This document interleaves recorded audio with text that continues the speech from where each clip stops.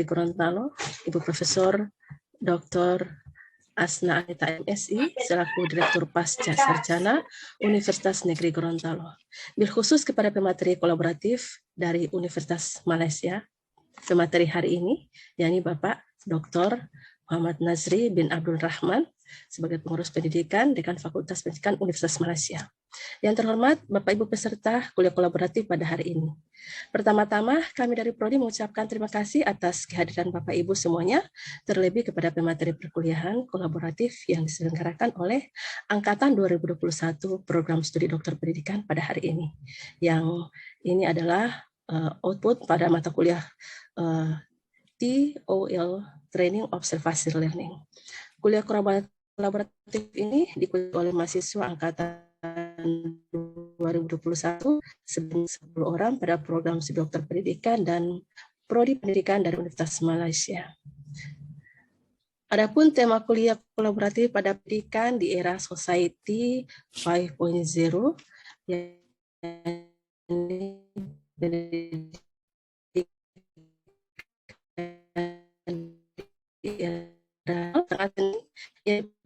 oleh pendidik sebagai jadi tonggak dalam memotivasi, memajukan dan menciptakan pendidikan yang berkualitas untuk pesertanya yang melalui peningkatan layanan dan akses pendidikan mulai dari jenjang dasar bahkan sampai perguruan tinggi. Salah satunya adalah upaya implementasi dan aplikasi pelaksanaan prosedur pendidikan baik dalam pemenuhan maupun perbaikan dalam pelaksanaan pendidikan. Para guru dan dosen harus mampu menjalankan perannya sebagai pendidik, sebab dapat memotivasi dirinya terlebih dahulu ya Bapak Ibu untuk bekal menguasai nilai-nilai peran karakter yang baik. Itu selaku pendidik sebelum mengimplementasikan. Juga pendidik harus mampu menghadapi tantangan dan solusi di era 5.0. Setelah itu para pendidik dapat mentransferkan kepada siswa atau mahasiswa sehingga lembaga tersebut dapat menghasilkan peserta didik ataupun SDM unggul yang dapat beradaptasi dan tangguh di era Society 5.0. Mengingat para peserta didik harus diimbangi oleh pemantapan karakter, di mana penguatan nilai karakter ini dapat dilakukan juga melalui kegiatan akademik dan non-akademik. Pendidik dalam menghadapi era Society 5.0 ini dibutuhkan kemampuan 6 literasi dasar, yakni literasi numerasi, literasi sains, literasi informasi, literasi finansial, literasi budaya, dan kewarganegaraan. Tidak hanya literasi dasar, namun juga pendidik harus memiliki kompetensi lainnya, yaitu kompetensi berpikir kritis, bernalar, kreatif, berkomunikasi, kolaboratif, serta memiliki kemampuan problem solving dan yang terpenting memiliki perilaku karakteristik baik yang menghasilkan lulusan yang mencerminkan nilai-nilai kebutuhan pribadi, seperti rasa ingin tahu, inisiatif, kegigihan, mudah beradaptasi, memiliki jiwa kepemimpinan, memiliki kepedulian sosial dan budaya. Nah, berdasarkan Undang-Undang Republik Indonesia Nomor 14 Tahun 2008, kompetensi pendidik meliputi kompetensi kepribadian, kompetensi pedagogik, kompetensi sosial, kompetensi profesional. Berdasarkan kompetensi ini, maka orientasi ini pendidik harus dapat mentransfer kepada siswa ataupun mahasiswa yang harus menguasai 4C, kreatif, kritik, communication, dan collaboration. Sehingga dengan kian diharapkan pendidik mendidik, menginspirasi, serta menjadi suri teladan. Maka dalam menghadapi berbagai tantangan dan perubahan di masa depan, para pendidik di era Society 5.0 semuanya harus siap, terlebih para pendidik. Maka untuk menguasai berbagai bidang teknologi, komunikasi, dan informasi, ini menjadi wilayahnya di era Society 5.0. Kuncinya adalah para pendidik harus dapat membangun talenta digital dan meningkatkan literasi pendidikan yang dibarengi oleh penanaman karakter. Maka peran pendidik profesional era Society 5.0 harus menemukan nilai karakter, yakni yang pertama menjadi problem solving, yakni bisa menyelesaikan berbagai tantangan dan permasalahan sosial dengan memanfaatkan berbagai informasi menjadi suatu yang bagian dari inovatif. Kemudian yang berikutnya, dimulai dari 4.0, pendidik harus menjadi sebagai fasilitator, memfasilitasi pembelajaran. Maka fokus pembelajaran ada pada siswa atau mahasiswa, yakni kemandirian mahasiswa yang harus aktif mencari solusi, mendapatkan informasi dari berbagai sumber, buku, dan lainnya. Kemudian jadi tutor sebaya bagi temannya. Yang berikutnya, pendidik juga harus mampu memiliki kecakapan, memiliki kemampuan leadership, dan juga digital library, communication, emotional intelligence, entrepreneurship, global citizenship, team working, dan problem solving. Makanya, tenaga pendidik di abad Society 5.0 ini menjadi penginspirasi untuk semuanya. Berdasarkan hal ini, maka kami mempertanyakan, apakah peran guru dapat digantikan oleh teknologi? Namun ada peran guru yang tidak dapat tergantikan oleh teknologi. Di antaranya interaksi secara langsung di kelas, ikatan emosional guru dan siswa, penanaman karakter dan modeling teladan guru. Namun beberapa hal terkait Society 5.0 ini harus mampu menjawab tantangan dalam cepatnya perubahan global dan transformasi pendidikan yang secara dinamis, serta adanya permasalahan pendidik yang kurang menguasai literasi dan kualitasnya, serta kesiapan-kesiapan lainnya untuk program studi khususnya pendidikan di pasca sarjana ini dalam kebutuhan mahasiswa program doktor pendidikan, maka inilah menjadi dasar kami untuk melaksanakan kegiatan kuliah kolaboratif hari ini. Dengan demikian, berikut pengantar kata saya. Juga beberapa sedikit dari materi terkait motivasi pendidik di era 5.0. Sebagai Kaprodi mewakili mahasiswa angkatan 2021 yang dalam kegiatan ini sebagai panitia mengucapkan banyak terima kasih atas kesediaan pemateri kolaboratif pada hari ini yang berasal dari Universitas Malaya. Terakhir, kami memohon kesediaan Ibu Rektor Pasca Sarjana dalam memberikan sambutannya, juga arahan-arahan dan pokok-pokok pikiran materi, serta membuka secara resmi kuliah kolaboratif pada hari ini. Demikian Bapak Ibu, billahi taufik wal hidayah. Wallahu muwaffiq ila aqwamit thoriq. Wassalamualaikum warahmatullahi wabarakatuh. Terima kasih Bapak Ibu. Waalaikumsalam warahmatullahi wabarakatuh. Terima kasih kepada Ibu Prof. Nofriyanti Jafri. Selanjutnya kita masuk pada kedua, yaitu sambutan dari Ibu Direktur Pasca Sarjana sekaligus membuka kegiatan kuliah kolaboratif hari ini dengan resmi. Dipersilakan Bu Prof. Ya.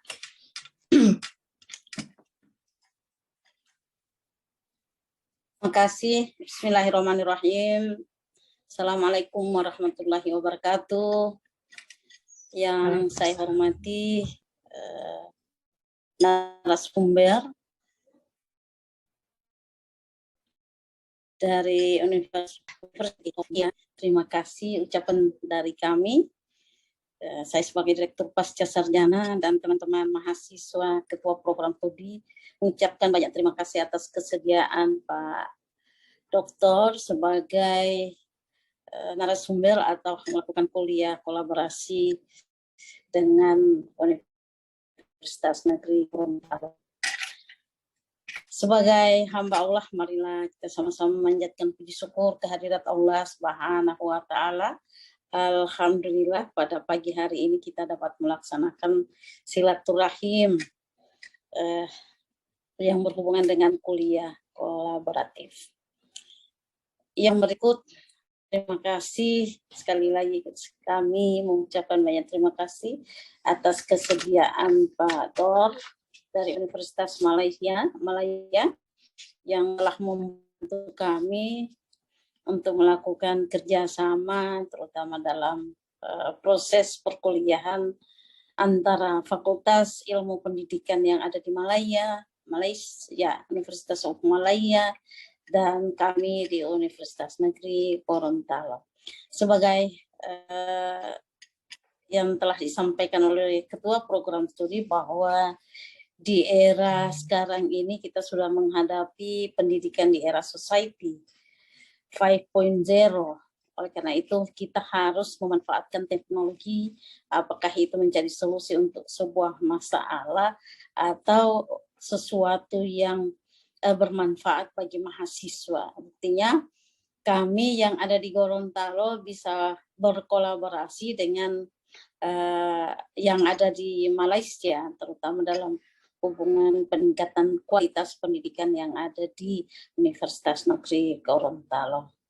Ya, di era 5.0 ini sektor pendidikan sangat penting untuk peningkatan kualitas SDM. Jadi sebagai dosen maupun guru harus siap menghadapi Society 5.0 untuk menjawab revolusi dari 4.0 ya.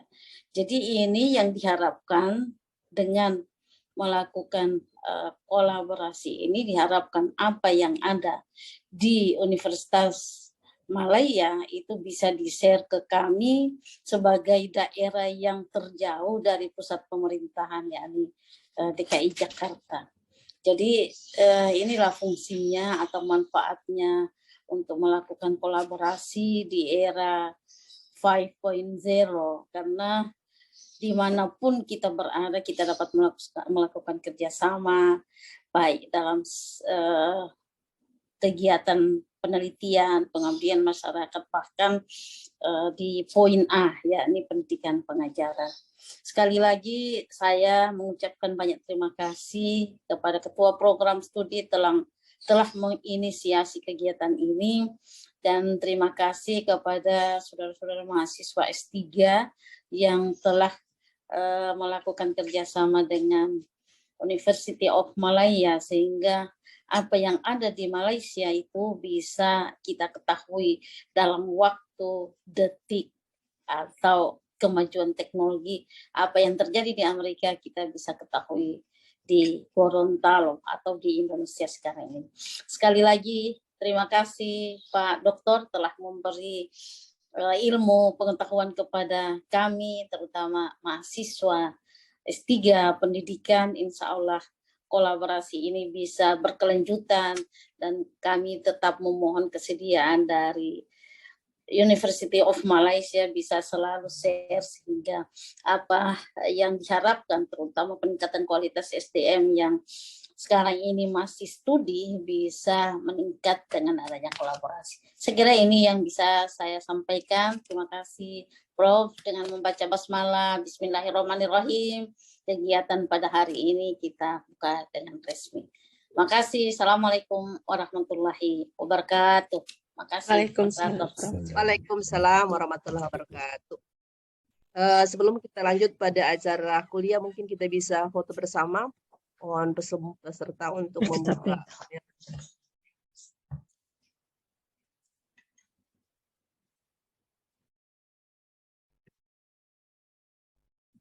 1, 2, 3.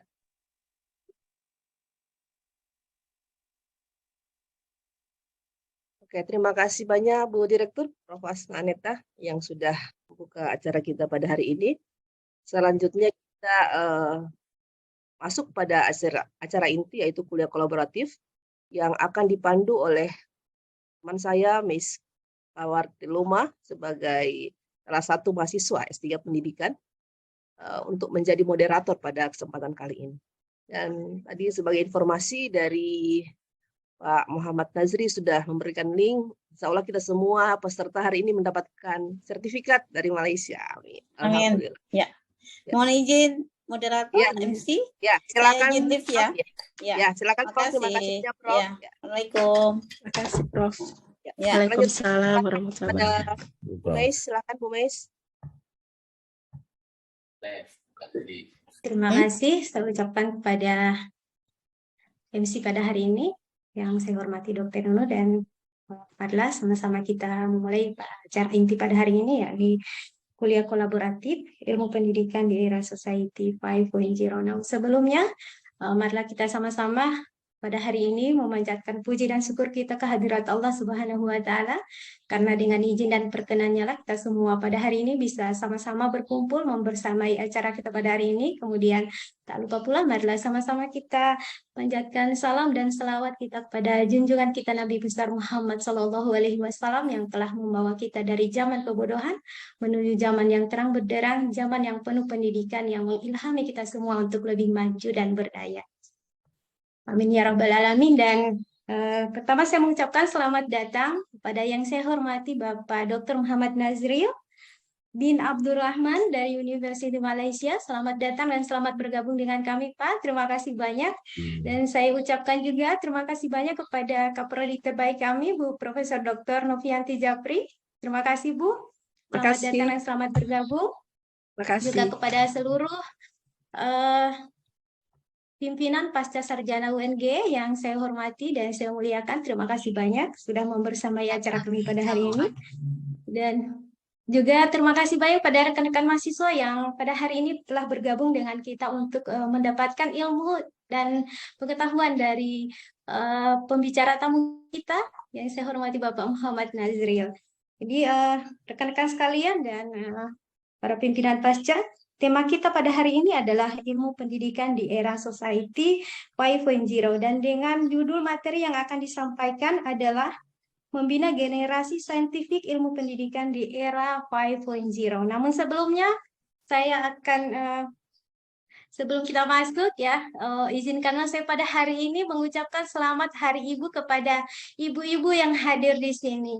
Dan marilah sama-sama kita meluangkan waktu sejenak untuk mendoakan para ibu kita yang telah mendahului kita.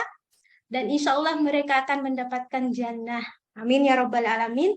Berdoa dimulai. Selesai. Dan untuk itu kita akan masuk pada acara inti, namun sebelumnya saya akan membacakan maklumat ringkas atau biodata singkat dari pemateri kita supaya kita lebih mengenal dan lebih akrab dengan beliau. Nama lengkap Dr. Muhammad Nazri bin Abdul Rahman. Jabatan beliau adalah Jabatan Psikologi Pendidikan dan Konseling Fakulti Pendidikan University Malaya.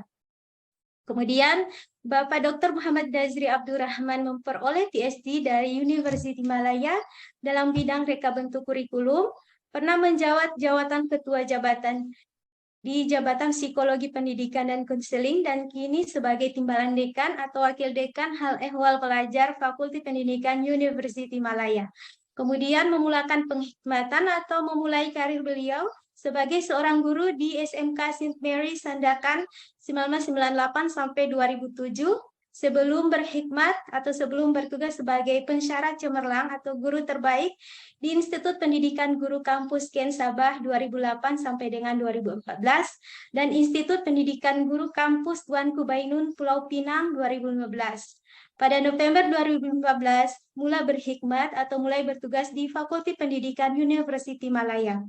Kemudian beliau juga telah menerima beberapa pengiktirafan, antaranya adalah Anugerah Pelajar Pancasiswa Cemerlang atau Terbaik Fakulti Pendidikan 2014, Anugerah Tesis Cemerlang atau Tesis Terbaik University Malaya 2014, Sijil Penghargaan Penamatkan PhD kurang dari 3 tahun, Anugerah Emas Pertandingan Inovasi Kebangsaan Institut Pendidikan Guru Malaya 2011, Anugerah Guru Inovatif Kebangsaan 2003, 2004, dan 2006, Anugerah Pensyarah atau Guru Inovatif APG Zone Sabah atau Wilayah Sabah 2008, 2009, 2010, dan 2011, Anugerah Penghimatan Cemerlang 2003, 2004, 2010, dan 2019. Kemudian beliau aktif dalam penulisan artikel penyelidikan buku atau riset dan buku dalam bidang kurikulum, homeschooling, pendidikan awal kanak-kanak, dan pendidikan kanak-kanak orang asli atau orang pribumi atau penduduk asli. Banyak sekali ya prestasi beliau, luar biasa. Kalau dibacakan semuanya akan memakan waktu yang lama. Tapi di sini saya juga akan membacakan beberapa prestasi beliau lagi ya. Antaranya adalah menerima penghargaan penyelidikan di peringkat University Kebangsaan Antarbangsa. Jadi hasil riset beliau ini telah memenangi anugerah terbaik atau anugerah cemerlang University Malaysia Penyelidik Muda 2018 atau peneliti ya Pak ya. Kemudian anugerah Jalinan Masyarakat UM Cares 2017, anugerah Proyek Terbaik Jalinan Masyarakat UM Cares Cluster Pendidikan UM Cares 2018, anugerah Emas Pertandingan Inovasi Kebangsaan Institut Pendidikan Guru Malaya, Platinum Award International Summit of Innovation in Design Exposition 2019 dan 2020, kemudian Juan Pertandingan Poster Karnival Penyelidikan University Malaysia 2018, dan pemenang Jalinan Masyarakat Klaster Pendidikan UM Cares 2017. Kemudian proyek penyelidikan atau riset modul kurikulum berasaskan kemahiran community setempat bagi kanak-kanak bukan warga negara Malaysia tanpa dokumen pengenalan diri di Sabah dan modul Tuninipot literasi kreatif bagi kanak-kanak orang asal Sabah dan telah dicalonkan untuk Star Golden Hearts Award 2019. Kemudian Geran Penyelidikan NUTP Persekolahan Penjarakan Fisikal Pandemi COVID-19 dan telah memenangi kertas kerja terbaik klaster pendidikan university dan kertas kerja terbaik keseluruhan seminar Majelis Dekan Pendidikan University Awam 2020 dan tim EDV Education and Digital Pedagogy Community Glasgow University UK 2020-2021 dan Virtual Lab for Early Childhood Education Project. Luar biasa prestasi beliau ya, insya Allah kita semua bisa mengikuti jejak beliau meraih prestasi untuk mengembangkan pendidikan kita di masa depan. Amin ya rabbal alamin. Untuk menghemat waktu dan mengefektifkan waktu, marilah sama-sama kita mendengarkan pemaparan materi dari Bapak Dr. Muhammad Dazri bin Abdurrahman terkait materi membina generasi saintifik ilmu pendidikan era 5.0. Untuk Bapak, saya persilahkan. Terima kasih pengerusi majlisnya, Miss Yarti. Harap betul ya sebutannya. Yang saya muliakan Dr. Nunuk, Prof. Dr. Novianti, seterusnya Profesor Kopriadi yang lain. Tadi ada Profesor Dr. Asna ya. Terima kasih banyak-banyak atas jemputan dan minta maaf. Pertamanya saya mohon maaf banyak-banyak di atas keributan di awal pagi ya. Sebab beginilah fenomena untuk hujung tahun, kita menerima banyak kunjungan daripada universitas dari Indonesia. Hari ini akan mendatang lagi satu delegasi dari Universitas Negeri Padang. Jadi kebetulan kami di Wakil Dekan akan dibahagi-bahagikan supaya entertain delegasi yang berbeza. Sebab hari ini ada yang dari Uzbekistan satu grup. Jadi kita menerima kunjungan kerana ini adalah salah satu daripada bentuk kolaborasi, dan apa yang penting adalah apa yang akan kita ceritakan hari ini atau apa yang akan kita kuliahkan, iaitu berkaitan dengan ilmu pendidikan dalam era Society 5.0 dan pada masa yang sama bagaimana kita membina generasi saintifik, khususnya para guru dan juga dosen-dosen yang kita ada hari ini. Saya mohon jika Dr. Nunuk, saya yang kongsikan slide-nya boleh? Bisa, sudah di-set. Bisa, okey. Ya.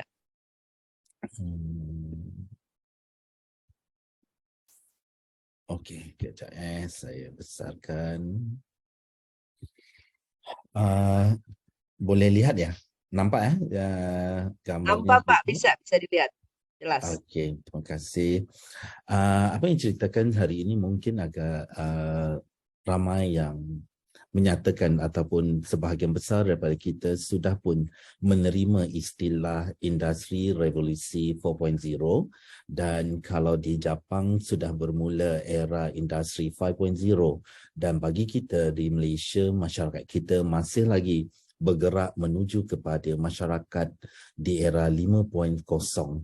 Okey, sesuatu yang agak menarik. Sebelum kita pergi kepada apa yang ingin saya kongsikan hari ini, elok jika saya membawa semula ataupun bersama-sama untuk melihat khususnya kepada mahasiswa yang hari ini, untuk kita melihat semula di mana kita dalam industrial revolution hari ini, dalam pembentukan masyarakat 5.0 hari ini, sebenarnya kita bermula di mana? Dan sebagai dosen dan sebagai mahasiswa, di mana kita dilahirkan. Kita perlu lihat di mana kita berada dan di mana kita sebenarnya dilahirkan. Permulaan kita, kerana gaya tersebut mempengaruhi anak-anak yang kita lahirkan.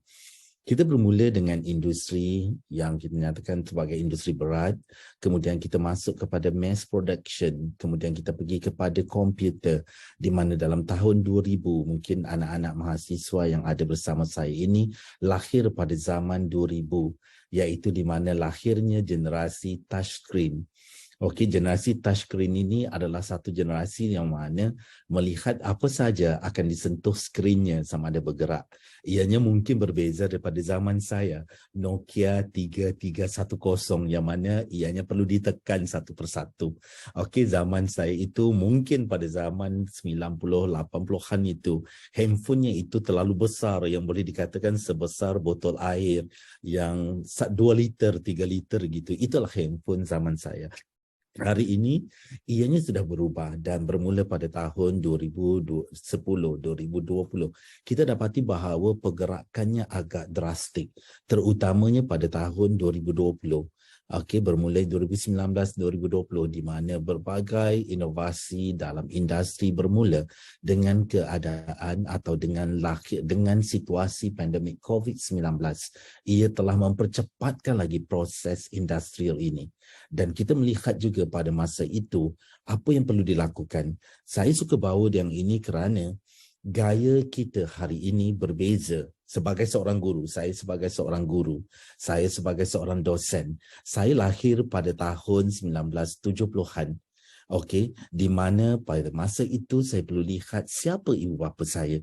Bila kita melihat bagaimana gaya ibu bapa kita, okey, bagaimana generasi kita yang dilahirkan pada masa itu, kita dapati bahawa generasi kita pada masa itu, kebanyakan ibu bapa pada masa itu sangat menjaga kita bagaimana lahirnya kita hari ini. Apa saja kita sangat akur, kalau dengan ibu bapa kita jarang untuk bersoal jawab. Jika ibu kita menyatakan A, itulah yang kita lakukan. Tetapi cuba bandingkan dengan generasi alfa hari ini. Tidak perlu pergi jauh, kita pergi saja generasi yang berada di tahun 1, di mahasiswa hari ini di tahun 1. Apa yang terjadi mahasiswa di tahun 1 hari ini? Jika kita memberi sesuatu task atau menyatakan tentang sesuatu, mereka akan bertanya kenapa. Mengapa perlu dilakukan perkara tersebut? Atau mereka akan bertanya, kenapa nak buat dengan cara begini? Kenapa tidak boleh dibuat dengan cara begini? Mereka akan banyak untuk berdiskusi atau menyatakan sesuatu di sebalik apa arahan yang kita lakukan. Sebab apa? Kerana generasi yang lahir hari ini, mereka sentiasa dipenuhi dengan pemikiran-pemikiran baru di mana setiap yang diarahkan itu perlu ada rasionalnya. Jika tidak rasional, kita mungkin lihat tugasan kita tidak akan dijalankan dengan baik. Atau ada kalanya termasuk workers atau pekerja kita hari ini, mereka akan melihat, okey, apa tugasan saya sebenarnya dalam kantor hari ini. Mereka akan lihat prosedur yang depan. Kenapa? Kerana hari ini, generasi yang kita latih hari ini agak berbeza dengan generasi sebelumnya. Gaya ibu bapa dalam generasi Y dahulu telah membezakannya. Ya, gaya ibu bapa Y ini adalah yang lahir dalam tahun 90-an, yang mana mereka menjadi ibu bapa, mereka lebih laissez-faire. Apa-apa saja boleh berdiskusi dengan anak-anaknya. Maka lahirlah generasi yang lebih terbuka. Jadi sebagai seorang guru di sekolah, jika kita masih berpegang kepada cara kita mengajar, skill kita mengajar seperti dulu, seperti guru saya mengajar dalam tahun 80-an, ia akan menyebabkan kita berkontroversi ataupun kita akan mengalami satu tantangan yang hebat daripada mahasiswa. Cara kita dengan cara mahasiswa itu agak beza, jangan sangat besar. Betul tak betul? Atau saya tidak pasti ya, Prof. Novianti. Kalau saya ini, saya rasa memang berbeza. Okey, generasi saya ini jika saya bagi tasknya itu akan ditanya berapa markah yang akan dapat untuk tugasan ini. Kemudian dikata jika tugasan ini tidak ada markah, kenapa saya perlu dibebankan? Dan ini tidak ada dalam SLT saya. Waduh, saya kata mengira betul-betul perincian dalam student learning time yang kita buat itu. Kan kita ada courses kita tu ada student learning time. Dia mengira setiap satu. Kenapa? Kerana dia sudah terbuka. Dan dia sudah mengajar bahawa ini adalah tugasannya. Kenapa nak berlebihan? Jadi dia menjadi satu cabaran dan bagi saya generasi yang dilahirkan, diasuh dan dididik dengan cara terbuka iaitu semangat membantu. Generasi kita lain ya, kalau kita nampak orang lain bersusah, kita dengan cepat untuk membantu. Tetapi generasi hari ini berbeza. Kalau daripada penelitian ya, kalau rajin untuk meneliti, generasi hari ini di bibirnya sahaja yang menyatakan kesian, tetapi selepas itu tidak ditolong, menyatakan bahawa kamu perlu menghabiskan atau menyelesaikan tugasan kamu sendiri. Tetapi kalau generasi kita, kalau kita dulu bila buat satu projek, kita akan terus membantu. Kita akan merasakan bahawa kawan saya dalam susah, saya sudah selesai kerja saya membantu. Generasi hari ini tidak, itu tugasan kamu. Walaupun assignment yang diberi kerja berkumpulan, dia tidak akan menyelesaikan hanya satu bahagian. Kerana dia menyatakan ini bukan task saya Bapak, ini task dia. Jadi saya tidak mahu buat bahagian ini. Saya kata kalau tidak dihantar akan efek satu kumpulan. Bukan salah saya, tidak boleh buat punishment kepada saya kerana. Jadi beginilah yang menjadi satu persoalan baru dalam masyarakat hari ini. Saya tidak pasti adakah di UNG juga begitu dengan mahasiswanya. Kalau di UM ini sudah begitu. Kita dah ada satu generasi yang mana dia sudah ada suatu kelainan. Inilah generasi alfa, terutamanya yang lahir pada tahun 2000 dan sekarang ini mereka berada di universiti. Kerana apa? Kerana generasi ini dilatih oleh ibu bapa yang generasi Y atau mungkin ibu bapa generasi Z, yang mana mereka ini melatih anak-anak secara terbuka. Berbanding dulu, ibu bapa saya akan menyatakan bahawa buat itu, jika bapa sudah bersuara, tanpa lagi banyak soal kita menurut. Tetapi generasi hari ini, jika bapa bersuara, dia akan bertanya balik kepada bapa, kenapa saya perlu membuat perkara berikut? Ini berbeza. Jadi kerana itulah kita sebagai seorang guru yang bakal menempuh generasi saintifik yang baru hari ini, kita perlu mempertingkatkan kemahiran kita, bukan sahaja dari segi digital literacy, tetapi juga kemahiran pedagogi. Ini bedanya. Maksudnya sebagai seorang dosen, sebagai seorang guru pada masa sekarang dan akan datang, cara kita perlu berubah. Yang pertama, kita juga perlu berubah cara kita berfikir. Cara kita berfikir, kalau dulu kita banyak menyatakan bahawa problem solving, tapi hari ini lebih menekankan kepada creativity dan critical thinking. Contohnya dengan keadaan kolaborasi hari ini. Kita sudah berubah di mana kita sudah berfikir dengan cara yang berbeza. Kita boleh berkolaborasi dalam satu bentuk platform yang terbuka. Kemudian pada masa yang sama juga kita juga perlu berubah daripada cara kita bekerja, way of working. Kalau dulu kita banyak bekerja dengan cara individual, kita ada menekankan kepada teamwork. Sekarang ini bukan persoalan teamwork. Kita lebih menekankan bagaimana kita berkomunikasi dan berkolaborasi. Ini yang kita lakukan. Kerana apa? Kerana kalau kita lihat generasi kita hari ini, saya tak pasti ya, Prof, Bu Nobati, Bu Nuno, saya tak pasti. Kalau perasan anak-anak kecil, saya ada anak kecil ya, yang sentiasa bermain game. Mereka bermain game dalam talian, mereka hanya tekan saja satu link yang diberikan, mereka sudah boleh berkomunikasi secara Google Meet dengan tim yang bermain game yang sama, kawan-kawan. Yang mana dia dah kontrolkan ini kawan-kawan kelasnya. Jadi bila bermain game, macam kita tengah berbicara begini, mereka sebenarnya tengah bermain game. Tapi berkomunikasi dengan menyatakan bahawa, tolong di sana kau jaga di tepi. Yang sebelah sini kata, ya aku di sini. Sedangkan berada dalam platform game. Tetapi mereka sudah berkolaborasi untuk menang sesuatu aktiviti tersebut. Saya kata, aduh, sekarang kamu tengah buat apa? Tengah Google Meet. Saya ingat study. Tidak, tengah bermain game dalam Google Meet.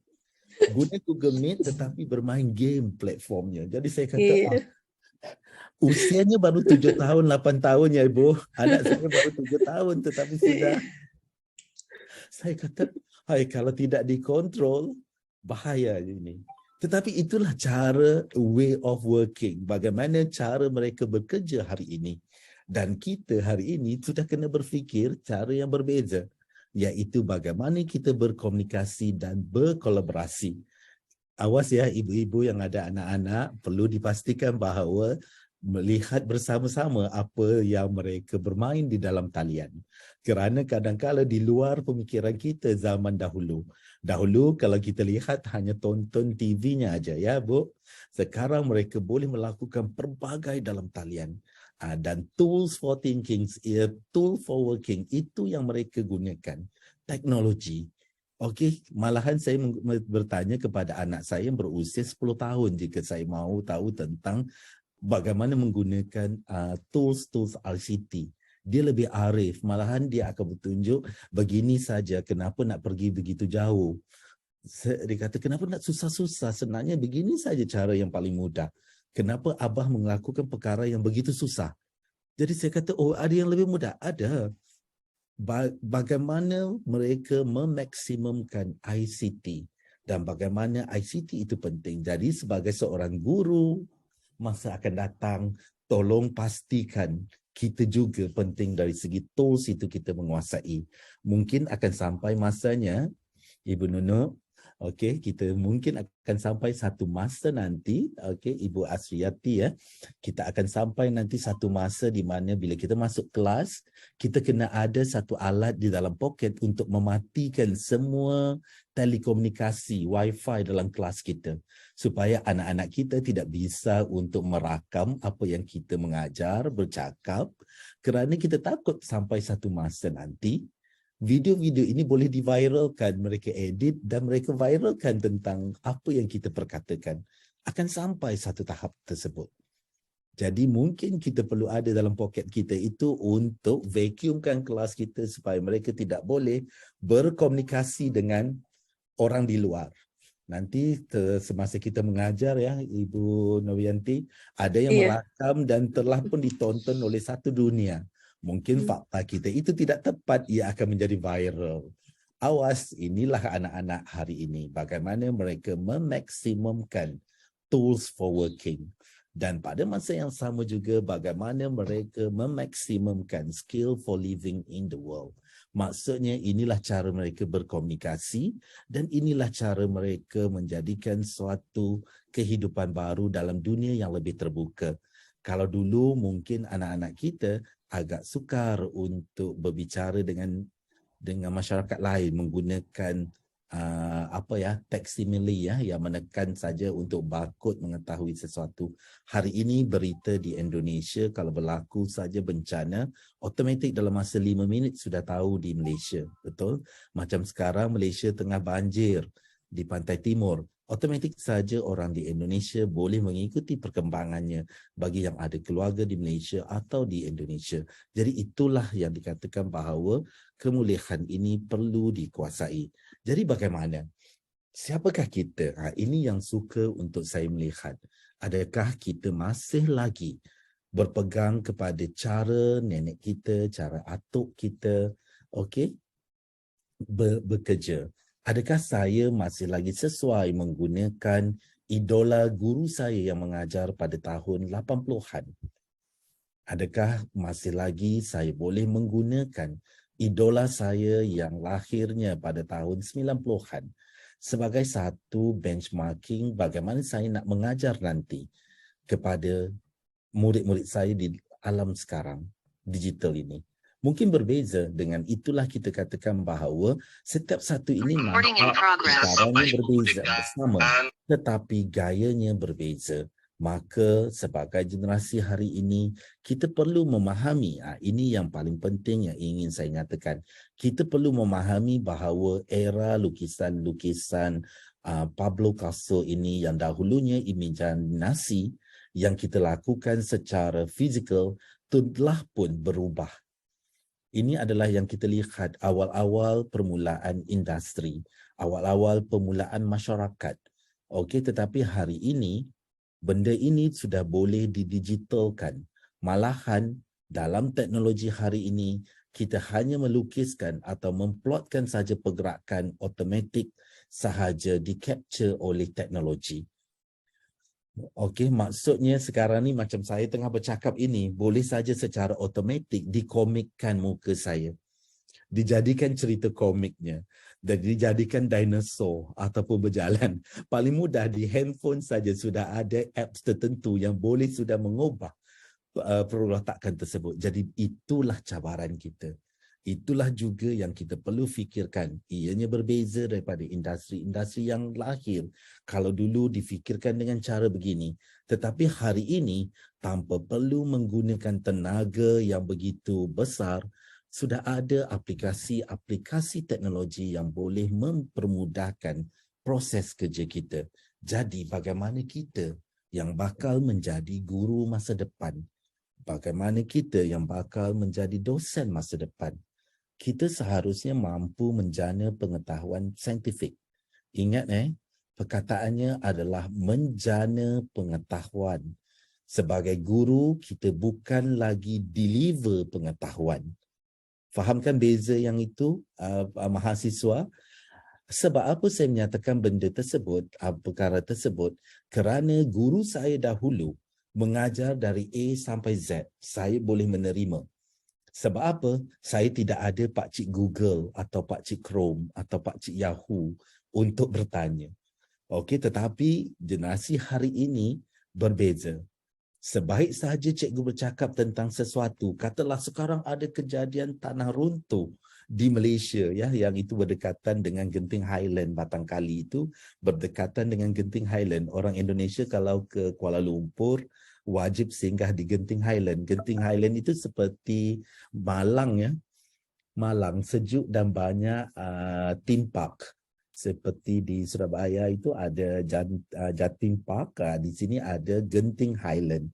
Jadi di sana adalah tempat libur yang sejuk, tempat tinggi tetapi berbukitnya agak tinggi dan dia berlaku. Sebaik saja kita bercerita dengan anak murid kita tentang kejadian-kejadian misalnya, dengan secara cepat mereka akan Google dan mendapatkan maklumat tersebut. Dan ada kalanya pelajar kita sudah pun mengetahui informasi tersebut. Jika kita baru nak bercakap, anak murid kita sudah tahu. Jadi itulah perkataan yang saya gunakan atau saya sesuaikan, iaitu kita bukan lagi penyampai, kita bukan lagi penyampai pengetahuan, tetapi kita perlu menjana pengetahuan baru. Bermaksud kita bagi input dan kita pastikan anak murid kita boleh mengeluarkan sesuatu input yang baru. Itu maksudnya. Kita bukan lagi menyampaikan maklumat sahaja. Kita perlu menjananya, mengeluarkan maklumat-maklumat baru. Dan ia tidak boleh lagi bergantung kepada satu disiplin.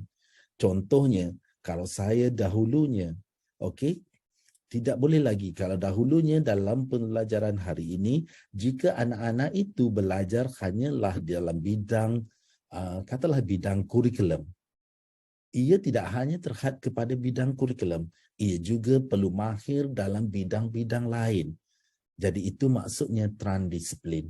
Dan pada masa yang sama dan realiti hari ini, ianya mestilah boleh menyelesaikan masalah.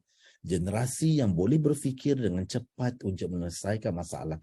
Terima kasih Ibu Nunuk kerana dengan cepat menyelesaikan masalah saya untuk mengatur bagaimana kehadiran supaya pihak yang berkunjung tidak kecil hati. Okey, jadi dengan cepat dan saya kata, sudah siap. Minta maaf ya, di Indonesia masih lagi 7.30 tadi ya. 7.30, di sini 8.30, macam sekarang 9.30, di sana baru 8.30 ya. Ofisnya baru memulai, tetapi begitulah generasi hari ini. Kita perlu dengan cepat untuk menyelesaikan masalah kerana kita tidak boleh, kita tidak boleh melihat sesuatu itu hanya dengan satu cara. Jadi ada kalanya kita kena cepat ubah suai. Ini adalah kemahiran transdisiplin yang perlu dikuasai. Yang perlu dikuasai. Maka pada masa yang sama sebagai guru, kita perlu meneroka beberapa pedagogi masa depan, iaitu ilmu pendidikan masa depan.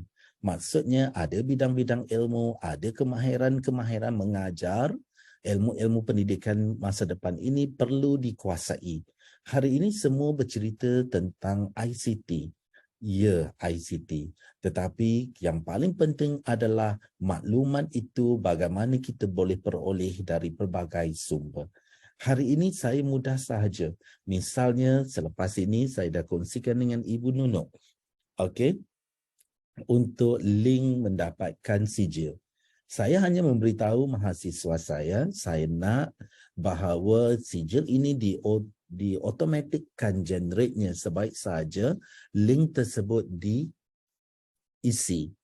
Okey, sijil akan keluar secara digital automatic. Jadi saya tidak perlu memberi mereka step by step bagaimana diproses menggunakan AutoCAD. Tetapi mereka dengan cepat hari ini terus saja Google macam mana generate sijil daripada Google Form. Automatik saja mereka ikut step daripada YouTube. Itu yang dikatakan bagaimana sebagai seorang guru, sebagai seorang dosen perlu berkebolehan untuk mendapatkan maklumat-maklumat ini kemudian dicuba ataupun dikongsikan. Inilah kemahiran yang perlu ada. Kita bukan mengajar. Kalau dahulu ibu kita kalau nak pergi untuk memasak satu masakan ya, kita akan pergi kelas masakan. Betul? Kemudian akan diberitahu perinciannya, berapa sudu, berapa cilinya, berapa bahan-bahannya diatur, betul kan? Tetapi hari ini cuba lihat rancangan-rancangan realiti masakan. Segalanya ditunjuk dengan cepat. Malahan tidak ada satu proses yang lama. Kalau ibu kita dahulu pergi kelas-kelas memasak secara fizikal, hari ini anak-anak itu mencuba saja dalam talian menerusi video-video. Kalau yang ini tak jadi di komennya, ini penipu, resepinya tidak benar. Selalunya kita akan begitu. Tetapi inilah pelbagai sumber yang kita dapat. Kemudian kita perlu yang paling penting ke hari ini kita perlu memastikan bahawa wujudnya kolaborasi dan interaksi, iaitu komunikasi. Yang ini perlu kita latih. Sama ada kolaborasi antara guru pelajar, antara guru dengan guru, dan ini paling penting untuk kita memastikan bahawa ianya terjadi. Saya berharap mungkin nanti jika ada berkesempatan di tahun 2023, UNG boleh datang ke sini, pelajar saya juga boleh melawat UNG. Sebenarnya saya tidak tahu ya UNG itu di pulau mana ya, Pulau Jawa atau Pulau Sumatera? Sulawesi. Okey, satu tempat yang belum saya sampai, mungkin menarik untuk saya sampai di sana. Okey, ini yang dikatakan paling tidak kita dah ada satu bentuk kolaborasi dan pada masa yang sama pelajar-pelajar juga boleh berinteraksi. Ini paling penting dan kita mahu supaya kolaborasi ini berada. Kenapa? Kerana apa yang kita penting hari ini adalah kemahiran learning to learn. Think and work cooperatively. Maksudnya kita nak kemahuan belajar itu sentiasa ada dan sentiasa diterokai oleh pelajar kita. Bukan hanya sekadar input di dalam kelas sahaja. Kemudian kita nak mereka berfikir dan bekerja. Dalam bentuk kooperatif, maksudnya bersama, berkolaborasi. Jadi ini yang menjadi atau yang mendasari, ini yang mendasari yang apa kita katakan pedagogi masa depan. Jadi kita perlu menilai bagaimana nak memastikan pedagogi atau ilmu pendidikan yang kita perolehi itu berkesan. How is efficient? Kadang-kala kita merasakan bahawa ini bagus, tetapi ianya tidak berkesan dengan anak murid kita atau dengan pelajar kita. Jadi bagaimana kita nak memastikannya?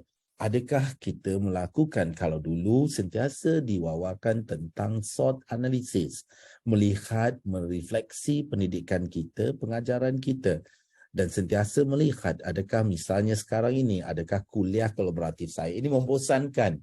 Bercakap satu hala. Sebenarnya kalau sebelum ini biasanya saya menggunakan Padlet, akan berkomunikasi dengan aktif di dalam talian.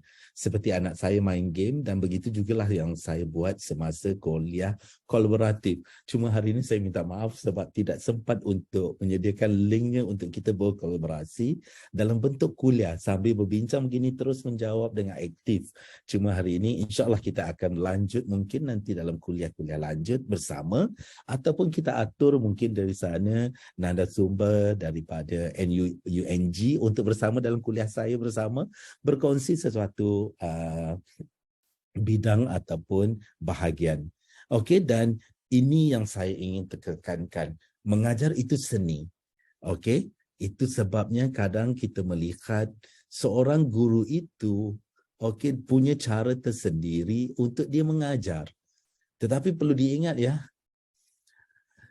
sehebat mana pun anak-anak hari ini, jika guru itu tidak menggunakan kepelbagaian media dalam pengajarannya, anak muridnya di dalam kelas akan menjadi bosan. Kenapa? Guru hari ini yang mengajar perlu pintar. Sebab apa? Ia perlu lebih menarik daripada kaca TV ataupun tablet. Boleh faham maksud saya ya? Maksudnya kalau dulu seorang cikgu di depan menyanyi dengan gembiranya, bermain, mengajar dengan pelbagai aksinya, kita rasa terpegun, betul? Tetapi jika kita hari ini sebagai cikgu berkelakuan seperti cikgu kita yang tahun 80-an, rasa-rasa bagaimana anak murid kita di hadapan. Ia terpegun sekejap, selepas itu dia akan menyatakan bahawa cikgu, bagus lagi kalau cikgu lakukan seperti ini. Ini cuba tengok videonya. Okey, sebab apa? Mereka sudah ada TikTok. Dalam masa 1 minit sepatutnya begini, cikgu. Apa isinya cikgu? Cikgu bagi 1 minit saja kontennya. Jadi kamu sudah faham. Sebab apa? Inilah kemahiran yang perlu kita ada dan itu yang kita kata mengajar itu seni dan pada masa yang sama kita perlu kreatif. Okey, dan pedagogi adalah satu seni ilmu pendidikan. Cuma sampai masanya hari ini kita perlu melihat 3 bentuk baru iaitu hitagogi, cybergogi dan pedagogi. Ini adalah pendekatan atau ilmu pendidikan zaman dalam generasi 5.0. Kita kena pergi kepada hitagogi, cybergogi dan juga pedagogi atau peerogi. Okey, ini adalah peer sebenarnya, iaitu rakan. Okey, saya sambung sedikit tentang apakah ketiga-tiga seni mengajar ini. Sebelum itu kita melihat satu bentuk yang di sini, iaitu pedagogi. Kita ada pelbagai, tetapi kita perlu berfikir semula. Hari ini kelas tanpa dinding berlaku. Seperti hari ini kita berada di dalam kelas, di dalam kuliah, betul? Tapi kuliah kita tidak ada dinding kita masing-masing bilik masing-masing. Malahan mungkin ada mahasiswanya dalam kereta ya, on the way untuk ke kuliah atau ke pasar atau melakukan aktiviti harian tetapi mendengar apa yang nak disampaikan. Mereka belajar dan dah sampai masanya untuk universiti, sekolah bersedia. Akan tidak wujudnya lagi pada masa akan datang, mungkin kelas 4 dinding itu sudah semakin mengecil. Dengan aspek-aspek keselamatan, dengan aspek-aspek hari ini kita apa ya, dari segi keselamatan anak-anak, dari segi keselesaan anak-anak, sudah akan sampai masanya kita mula beralih. Kalau dulu pedagogi kita bercerita pasal modul, kita perlu ada modul-modul tertentu mengajar di dalam kelas. Kemudian kita perlu adanya pedagogi yang biasa, mastery learning, pembelajaran bermakna. Kemudian kita ada pedagogi flipped classroom. Kita ada, saya tak sentuh semua satu persatu. Contextual learning. Saya akan memperkenalkan bentuk ilmu pendidikan baru, kemahiran pedagogi baru. Yang diceritakan yang dalam slide ini adalah pedagogi yang telah pun digunakan, yang telah pun dipopularkan dalam tahun 2000. Maksudnya ini pedagogi ilmu pendidikan, kemahiran-kemahiran yang berlangsung dalam era 3.0, 4.0. Untuk ilmu pendidikan dalam era society masyarakat 5.0, kita perlu beralih kepada 3 tadi. Okey? Hitagogi, pedagogi dan juga cybergogi. Yang ini masih boleh berlangsung mengikut kesesuaian tetapi kita perlu mula beralih. Okey, tidak salah untuk masih menggunakan tentang contextual, masih menggunakan project based learning, masih menggunakan problem based learning, flipped classroom, dan kita ada inquiry learning, mastery learning. Yang itu masih boleh berlangsung dan terus berlangsung kerana ianya efektif dalam bentuk ilmu pendidikan. Cuma tajuknya hari ini adalah apakah ilmu pendidikan yang perlu diterokai dalam membentuk Society 5.0. Maka saya akan memperkenalkan beberapa bentuk baru. Hari ini kita perlu ingat bahawa kita perlu memahami dunia anak-anak kita. Anak-anak ini adalah pelajar kita ya. Kita perlu memahami pelajar kita. Kita tidak boleh lagi merasakan bahawa ini adalah pedagogi saya daripada zaman cikgu saya. Saya dulu pandai sebab inilah cara cikgu saya mengajar.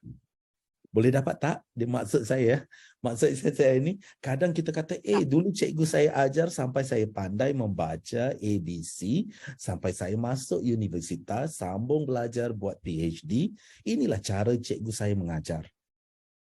Hari ini ianya sudah berbeza. Bila kita dosen, bila kita menjadi cikgu, kita tidak lagi boleh bersandarkan kepada apa yang cikgu kita lakukan dulu. Ianya berbeza. Jika kita masih lagi nak menggunakan rotan, awas ya, besok ianya akan viral. Bukan besok, sekejap lagi 5 minit selepas waktu kelas, ianya akan viral di mana cikgu, Novianti ya, Prof dosen Novianti pegang rotan dan merotan semua mahasiswanya kerana tak siap assignment. Dengan cepat saja satu dunia akan mengecam Prof Novianti yang memegang merotan pelajarnya. Hanya tidak sampai 5 minit, betul? Jadi itu perlu kita ingat bahawa kita kena faham anak murid kita hari ini ianya berbeza. Satu. Yang kedua perlu diingat, awas. Mahasiswa kita, anak-anak kita yang berada 2 tahun, 3 tahun dalam talian.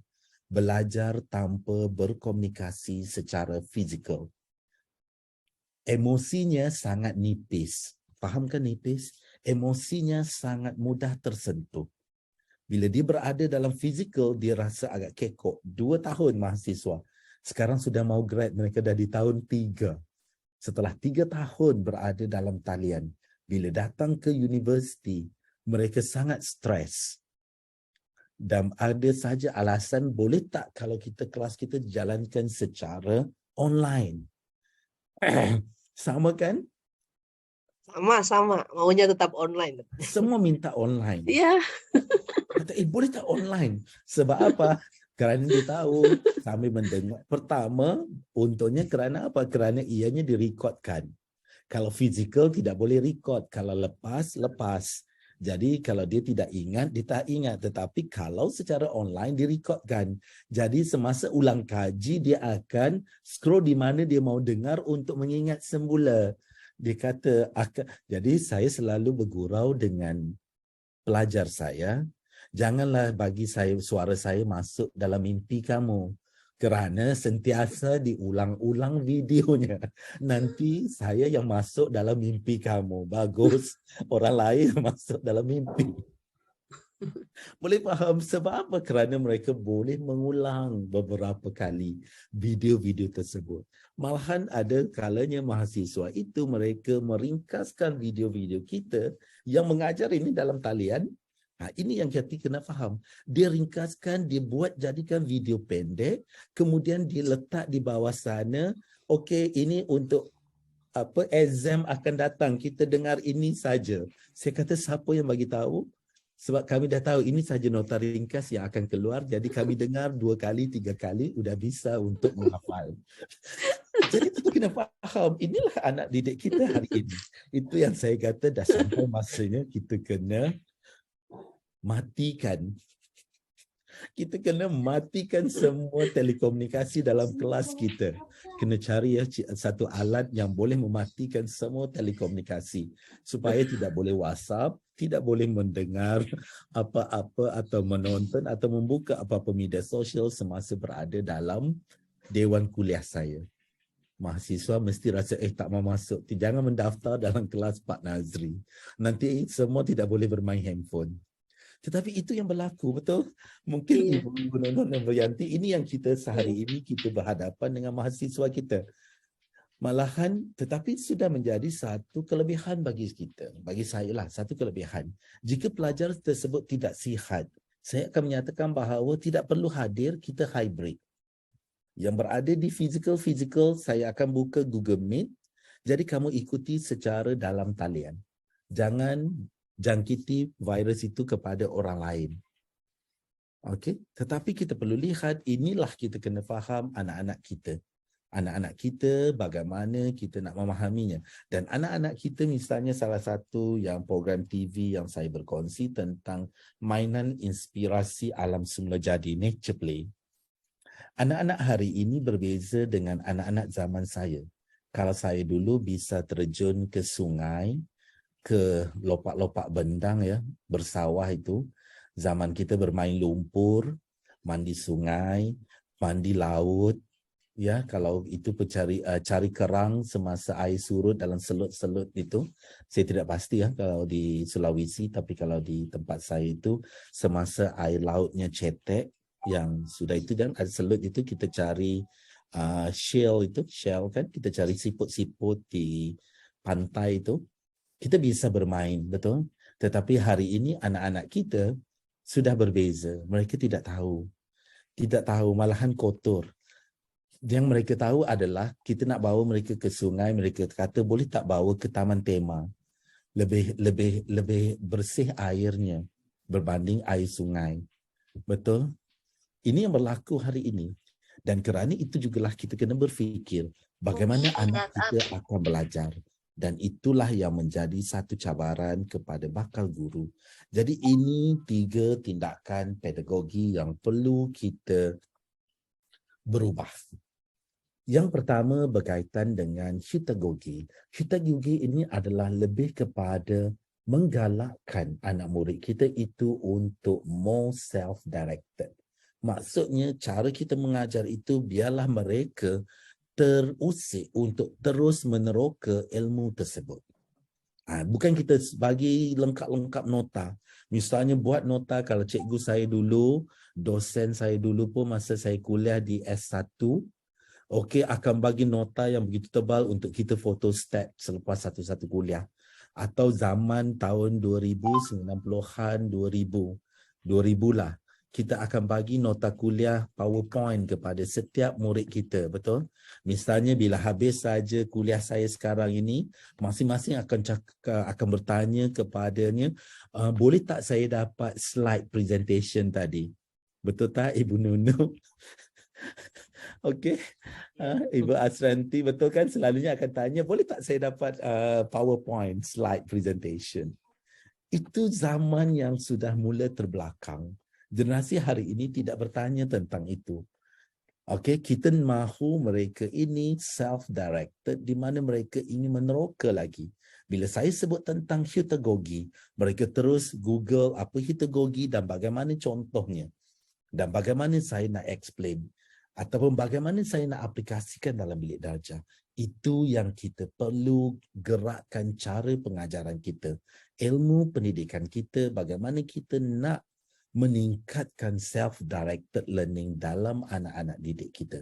Kemudian yang kedua, pedagogi, iaitu satu fokus kepada co-learning ataupun co-creating.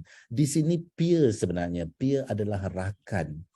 Dah sampai masanya kita perlu menggerakkan pedagogi yang lebih kepada rakan. Sebab apa? Rakan mengajar lebih difahami oleh dosen yang mengajar. Ada seorang rakan yang akan duduk begini saja caranya begini, segini, begini. Ini answernya. Dengan cepat kawan tadi itu sudah boleh memahaminya. Kenapa? Bila ada seorang itu cuba simplifikan apa yang kita mengajar, simpelkan apa yang kita mengajar kepada rakannya, maka ia adalah satu bentuk pedagogi yang sangat baik. Kawan yang meringkaskan daripada pensyarah itu, dia sudah ada satu kemahiran di mana dia berfikir bagaimana ilmu ataupun bagaimana maklumat itu perlu disampaikan dengan lebih mudah. Bila dia disampaikan, mahasiswa yang berada dengan saya hari ini, bagaimana anda berfikir untuk menjana satu TikTok? Nak buat satu video TikTok, dalam panjang-panjang cerita nak diringkaskan kepada 1 minit. Betul kan? Kita nak ringkas kepada 1 minit. Itu adalah kemahiran di mana dia perlu fikirkan apa kontennya, apa dia punya klimaksnya, apa dia punya kejutannya hanya dalam 1 minit untuk memastikan orang menonton 1 minit tersebut. Betul? Ini adalah kemahiran. Jadi inilah yang dikatakan pedagogi, iaitu satu kemahiran creating dalam bentuk baru. Itu sebab kalau yang guna Facebook itu pada usia saya ya, anak-anak yang berkongsi Facebook itu adalah pada usia saya. Kalau yang generasi saya hari ini, mahasiswa yang berada di hadapan saya hari ini, pastinya ada akaun TikTok. Jangan tanya Prof. Novianti ya, kita tidak ada TikTok atau Prof ada TikTok. Tidak ada. Yang pasti generasi kita tidak ada TikTok. Okey, sebab generasi kita ini adalah generasi yang pemalu dengan video. Nak merakam video, katalah untuk buat ucapan ya, Prof. Kadang-kadang kita mengambil masa 2 hari hanya untuk buat satu video pendek untuk disampaikan ucapan bagi sesuatu majlis. Betul kan, Prof? Atau pembentangan. Video 3 minit kadang-kadang mengambil masa 2 hari, 3 hari untuk dirakamkan. Beberapa kali kita akan ulang, betul? Cuba kita bagi kepada mahasiswa S1. Bagi saja kepada mahasiswa S1 untuk menghasilkan video. Dalam masa tak sampai 5 minit, mereka sudah boleh present di hadapan kelas video TikTok 1 minit. Betul kan? Itu kemahiran yang perlu kita asah. Dan itu jugalah yang dinamakan dengan cybergogi, iaitu encourage learner engage online environment dan mengaplikasikannya. Tidak salah. Sebab misalnya kalau di Malaysia sekarang tengah popular, tengah trending popular sekarang ini adalah belajar bahasa Melayu menggunakan TikTok oleh Cikgu Zack. Cikgu Zack ini adalah cikgu swasta yang mengajar penggunaan bahasa-bahasa yang tepat dalam bahasa Melayu, khususnya ejaan. Kebanyakan ejaan, kata pinjam kadang-kala sebenarnya tidak tepat penggunaannya. Jadi dia mengajar dengan bahasa yang simple. Ejaannya sepatutnya begini, dalam masa tak sampai 1 minit. Jadi itulah yang dikatakan bahawa bagaimana mengoptimumkan 3 bentuk pedagogi ini. Ini kemahiran baru, agak sukar, terutamanya generasi saya ya. Untuk buat TikTok, saya tak pasti. Tapi mungkin Ibu Nunuk ada TikTok ya. Saya tak pasti ya kalau mahasiswa. Tidak ada TikTok. Tak ada, saya pun tidak ada sebab agak malu untuk berkeudara dalam itu bila kita lihat balik, aduh begini ku bercakap rupanya. Kita agak tidak selesa, tetapi generasi hari ini mereka sudah biasa untuk melakukannya. Jadi bila kita melihat kepada itu, apakah ini adalah 10 skill pekerja yang diperlukan pada zaman ini. Jadi sebagai guru masa hadapan, apakah kemahiran dan kecekapan yang perlu kita kuasai? Okey. Lihat semula terutamanya dalam bidang ilmu pendidikan, apakah benda-benda, apakah skill-skill yang perlu dikuasai. Cabaran besar untuk anak-anak mahasiswa yang ada berbeza dengan zaman saya, zaman Prof. Yanti, Prof. Dr. Nunuk, Yanti, berbeza dengan zaman kami. Sebab apa? Anak-anak zaman sekarang ini sangat cekap kepada masa depan. Dan kita akan bincang nanti, ada beberapa slide yang akan saya kongsikan. Ini adalah kemahiran dan kecekapan. Apa yang kita perlu ada? Kita perlu sentiasa fikirkan adakah kemahiran kita itu sudah cukup untuk kita berada pada masa hadapan dan menjadi guru. Dan ini adalah jika kita lihat, ini adalah skill yang diperlukan pada tahun 2022, iaitu critical thinking or analytical thinking dan innovation. Dan kita dapati bahawa sudah ketinggalan ke belakang jika kita masih lagi nak menghafal, mengingat dan mengingat. Sebab apa? Anak-anak hari ini automatik mereka ada segala-galanya. Sehingga kan anak-anak hari ini termasuk saya tidak perlu menghafal nombor telefon. Kalau dulu zaman saya perlu menghafal nombor telefon. Kenapa? Kerana nanti perlu beratur untuk di tiang telefon ya. Zaman saya itu mungkin saya tak pasti. Public phone. Kan bila public phone kan bila ramai-ramai nak menelefon terpaksa. Ya, terpaksa beratur untuk ingat dan perlu mengingat nombor telefon. Setiap nombor phone kawan-kawan dan segalanya. Hari ini tidak perlu. Malahan lebih dahsyat lagi dengan adanya Siri, hanya panggil saja nama.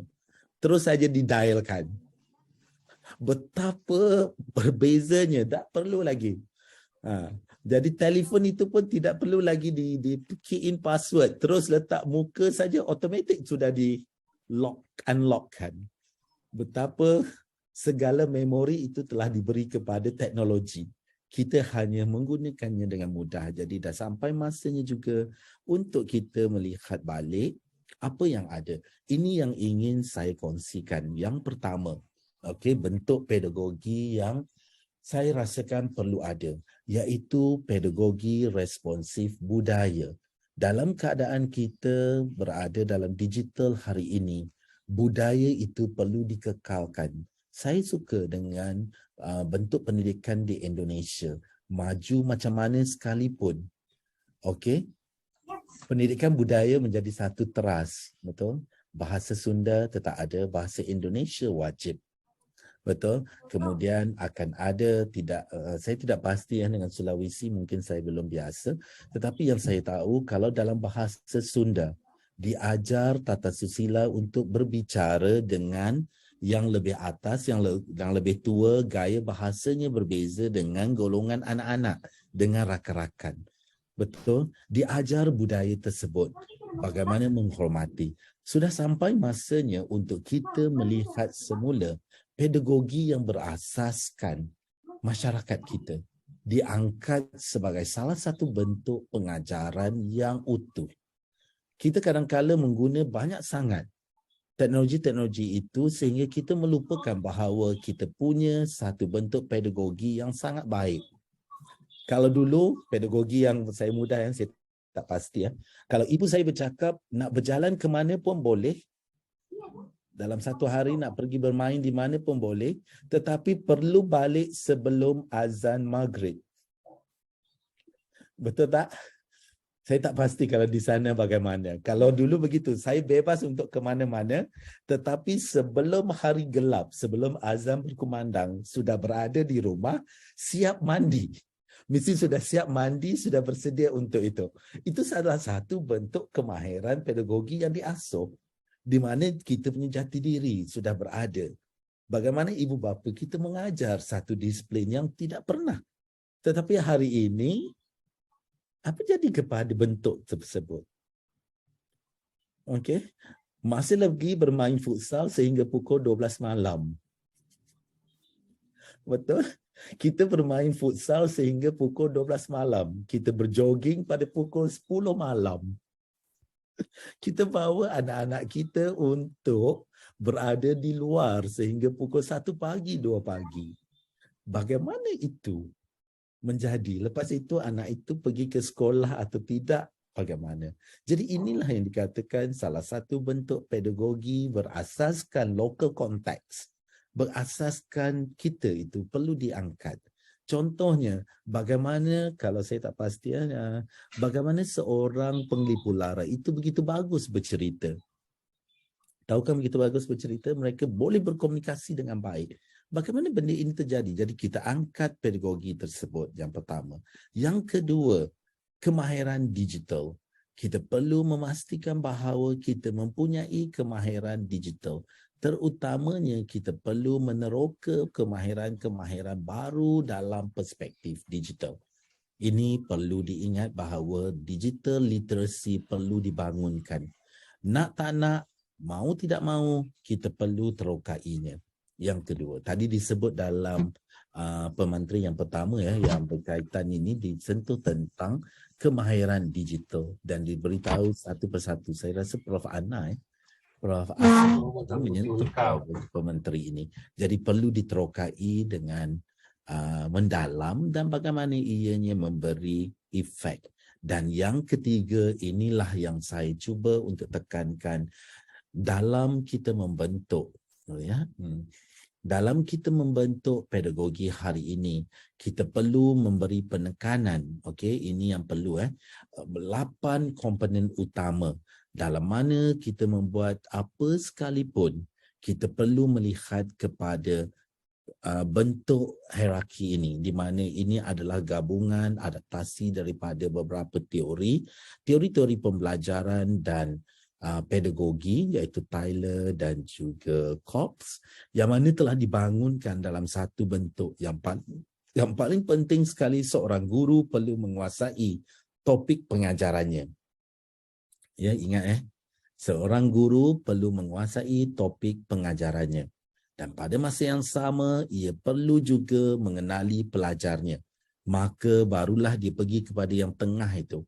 Ya, dia pergi yang tengah itu kepada hasil pembelajaran. Apa yang nak dicapai.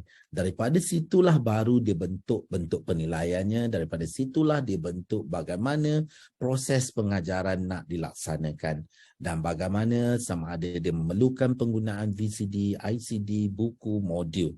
Jadi ianya saling bertindak balas, tetapi ia perlu berada dalam 8 komponen ini.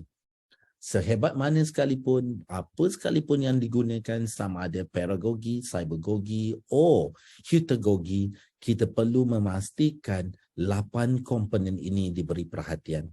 Walaupun mengajar dalam dalam talian, kita kena pastikan bahawa apakah bentuk penilaian, apakah teknik yang nak diajar. Perlu kita kenal pasti. Ini antara yang saya usulkan dan ini adalah daripada salah seorang Prof Emeritus yang menggabungkan atau menghasilkan bentuk model ini, iaitu model pedagogi masa depan. Jadi model pedagogi masa depan ini juga telah disesuaikan dengan bentuk-bentuk pedagogi baru tadi. Okey, dan saya suka untuk berkongsi, ini adalah inovasi pendidikan yang sekarang ini berjalan. Dan ianya berlaku, iaitu ODL, Online Direct Learning, Remote Learning, kita ada PR iaitu pengajaran dan pembelajaran di rumah, kita ada Massive Open Learning, kita ada Blended Learning, dan semua universiti hari ini sudah pun mula menawarkan aktiviti-aktiviti pengajaran ini.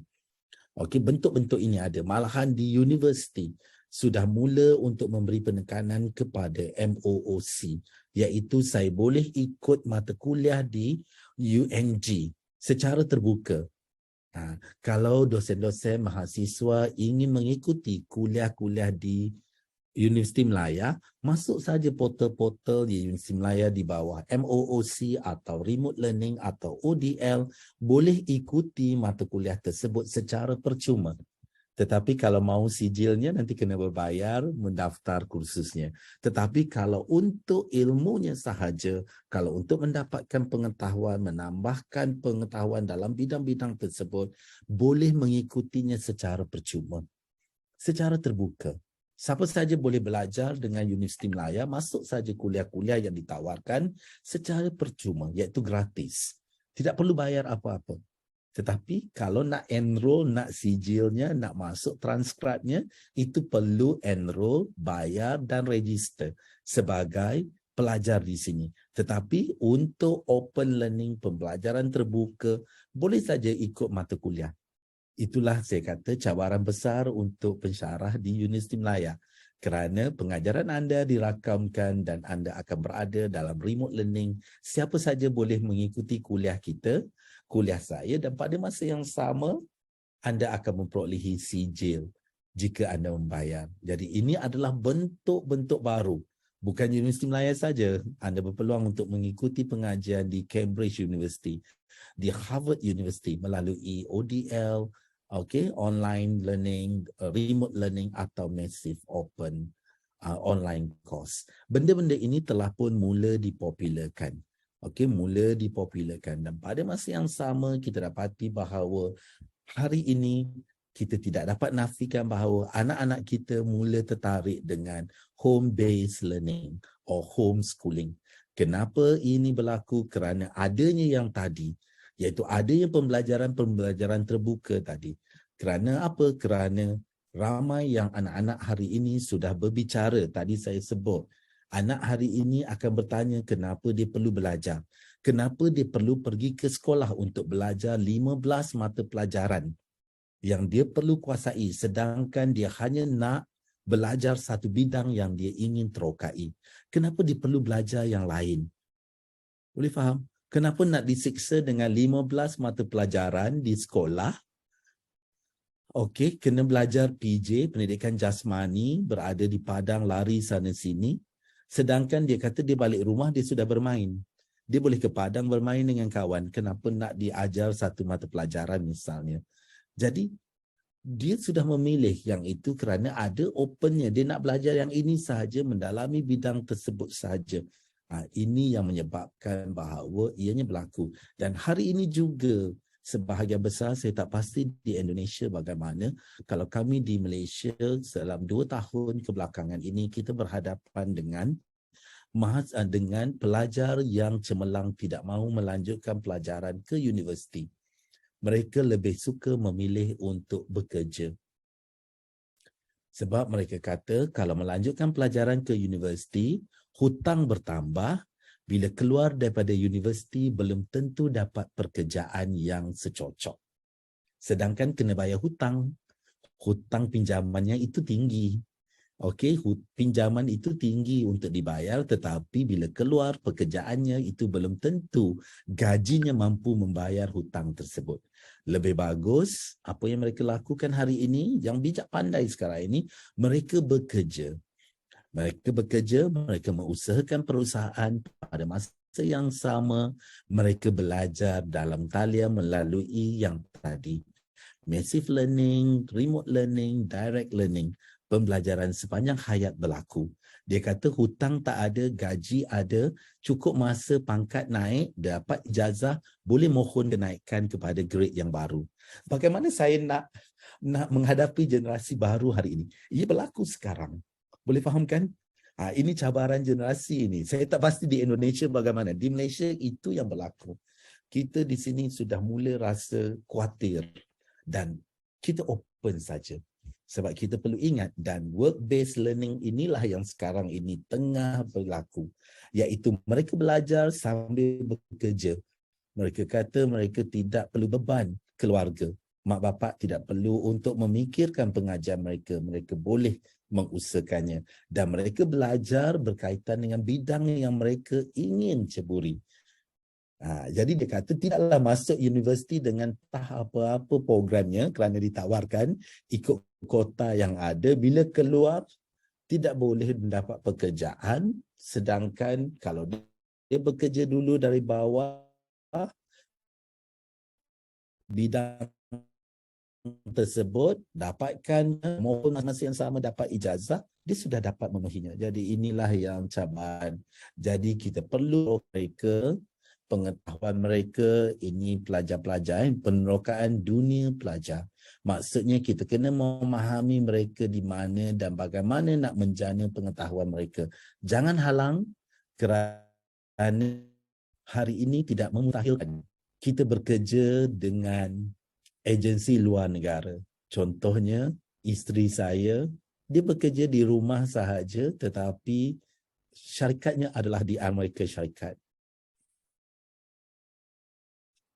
Tak pernah berjumpa, dia tidak tahu siapa rakan kerjanya, tidak perlu berada di ofis, hanya di rumah dengan anak-anak, tetapi orang sudah tidur pukul 10 malam, dia baru masuk untuk mula bekerja untuk mesyuarat presentation. Satu yang berbeza dan tidak mustahil bahawa dunia ini akan berlaku. Duduk di Indonesia tapi bekerja di Malaysia mungkin akan berlaku kerana inilah yang mula berlaku. Yang penting kerja siap, betul? Kita perlu kerja ini siap, kerja itu siap, dia hantar on time. Lepas tu dia boleh memilih, okey bulan ini dia nak bercuti sebab nanti ni dah mula cuti. Sekarang dia dah bercuti sehingga ke tahun depan. Sebab apa? Di Amerika Syarikat sudah pun hujung tahun mereka dah pun holiday dan semua kerja-kerja sudah pun libur. Saya rasa di Indonesia juga sudah mula libur ya. Sehingga tahun 2023. Saya rasa hari ini hari terakhir kuliah ya. Minggu ni ya. Atau sudah pun bercuti libur. Terima kasih kerana masih lagi setia untuk ikut. Dan ini aspirasi yang penting adalah kita kena memastikan masyarakat itu itu dipenuhi dengan guru yang berpengetahuan tinggi, dan kita perlu untuk memastikan bahawa dunia hari ini adalah VUCA yang kita tidak pasti, yang terlalu kompleks untuk kita fikirkan. Misalnya tadi, tidak mungkin satu hari nanti guru bahasa Indonesia yang mengajarnya di Korea tidak perlu berada di Korea. Betul? Dia menjadi guru, dia berada di Indonesia, ataupun penterjemah untuk cerita-cerita Korea itu, untuk buat subtitle di bawah itu, tidak perlu untuk menterjemah di syarikat di Korea. Dia hanya perlu buat daripada rumahnya, coding di bawah itu dan hantar produknya ke Korea. Sudah sampai masanya bagaimana kita boleh bekerja di mana saja, dan itulah cetusan teknologi yang perlu kita fikirkan. Dan saya suka tarik kepada kita yang Islam di sini, yang Muslim, kita telah pun diingatkan sejak zaman Nabi Muhammad SAW lagi, yang menyatakan bahawa ajarilah anak-anak kita sesuai dengan zamannya. Kerana mereka hidup di zaman mereka dan bukan zaman kita. Jadi jangan ajar anak kita nak bermain sungai.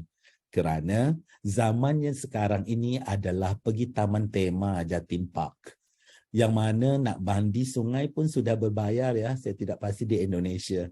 Kalau dulu kita boleh mandi secara gratis kan, pergi saja mana-mana boleh terjun. Sekarang ini sebelum masuk ke sungai itu perlu dibayar. Sudah ada dia punya token kan. Kalau dulu masuk sajalah ke mana-mana tanpa token. Sekarang ini perlu dibayar token. Hingga kan sesuatu. Jadi kita perlu ingat bahawa mereka hidup dalam zaman mereka dan bukan zaman kita. Sesungguhnya mereka dicipta untuk zaman mereka, sedangkan kita dicipta untuk zaman kita. Okey, zaman kita dulu dicipta dengan pelbagai itu, dan zaman mereka itulah keseronokan mereka, kegembiraan mereka. Dan kita ajar ikut zaman mereka. Okey, itu sebabnya menjadi guru ini bukan suatu yang mudah, kerana kita perlu berada pada setiap zaman anak murid kita. Betul kan Prof. Novianti? Dulu kita mengajar cara kita lain kan. Bila ada ICT, zaman COVID itu masing-masing belajar komputer kan. Sekarang ini perlu diingat setiap dosen perlu ada kemahiran broadcasting. Kemahiran penyiaran. Macam sekarang Ibu Nono, automatik saja boleh mengendalikan Zoom meeting. Mungkin selepas ini Ibu Nono perlu ingat, daripada Zoom meeting ini perlu buat live ke media sosial. Itu kemahiran yang perlu dipelajari oleh kita hari ini untuk memastikan kelangsungannya. Okey, saya minta maaf mengambil masa sedikit. Mungkin boleh untuk kita buka pada sesi soal jawab. Terima kasih atas jemputan semua. Saya serahkan kepada pengurusi majlis. Mana Miss Yanti tadi ya? Ya, terima kasih banyak Bapak Dr. Muhammad Nazril. Materinya sangat luar biasa hari ini, memberikan inspirasi bagi kami semua yang berkecimpung dalam dunia pendidikan, dan untuk itu saya berikan kesempatan kepada rekan-rekan yang ingin bertanya terkait dengan materi yang telah dipaparkan. Materi ini sangat luar biasa ya, rekan-rekan sekalian. Di masa depan kita akan hidup pada dunia yang tidak terbatas ya, dunia tanpa batas ya. Jadi kita harus mempersiapkan diri, memiliki bekal teknologi. Kita harus bisa melampaui anak didik kita. Jangan sampai kita tertinggal dari anak didik kita. Jadi kita jaga, dan bagaimana kita menghasilkan peserta didik yang luar biasa kalau kita gaptek. Saya beri kesempatan kepada rekan-rekan untuk memberikan pertanyaan. Ada Bu Mes.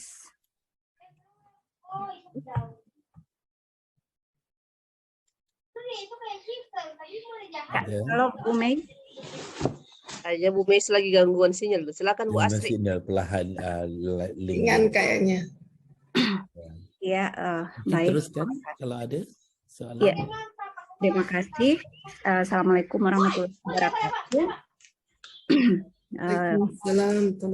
Yang saya hormati Bu Kaprodi, Bu Profesor Dr. Novianti Japri, Pak apa nih panggilannya? Pak Doktor ya, Dr. Nazri Abdul Rahman, narasumber kita. Menarik sekali materi yang disampaikan pada pagi hari ini, walaupun kita mungkin berapa ribuan kilometer jaraknya bisa berada dalam satu ruangan.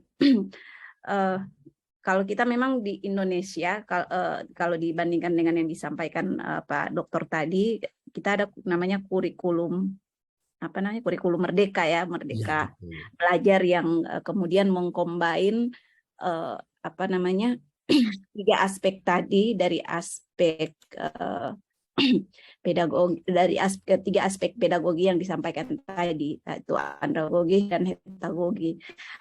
Nah, yang jadi persoalan sekarang, saya ingin menyimak dan menimba ilmu, karena tadi sudah disampaikan oleh narasumber Pak Najri ini salah satu penyelidik terkait pendidikan kanak-kanak, dan anak-anak ini merupakan salah satu step yang cukup rumit dibanding orang berpikir lebih mudah ngurus anak-anak daripada ngurus orang besar, padahal justru mengurus anak itu yang lebih rumit begitu ya, karena kalau salah urus ya jadinya sampai dewasa salah terus begitu.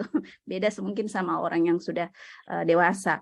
Nah, dari yang disampaikan tadi, saya ingin ingin mendapatkan tips gitu ya sebagai seorang pensarah. Oh ya, kebetulan Pak Dr. Najri, saya perkenalkan diri dulu. Selain sebagai mahasiswa di UNJ, saya juga pensarah di salah satu university di Gorontalo.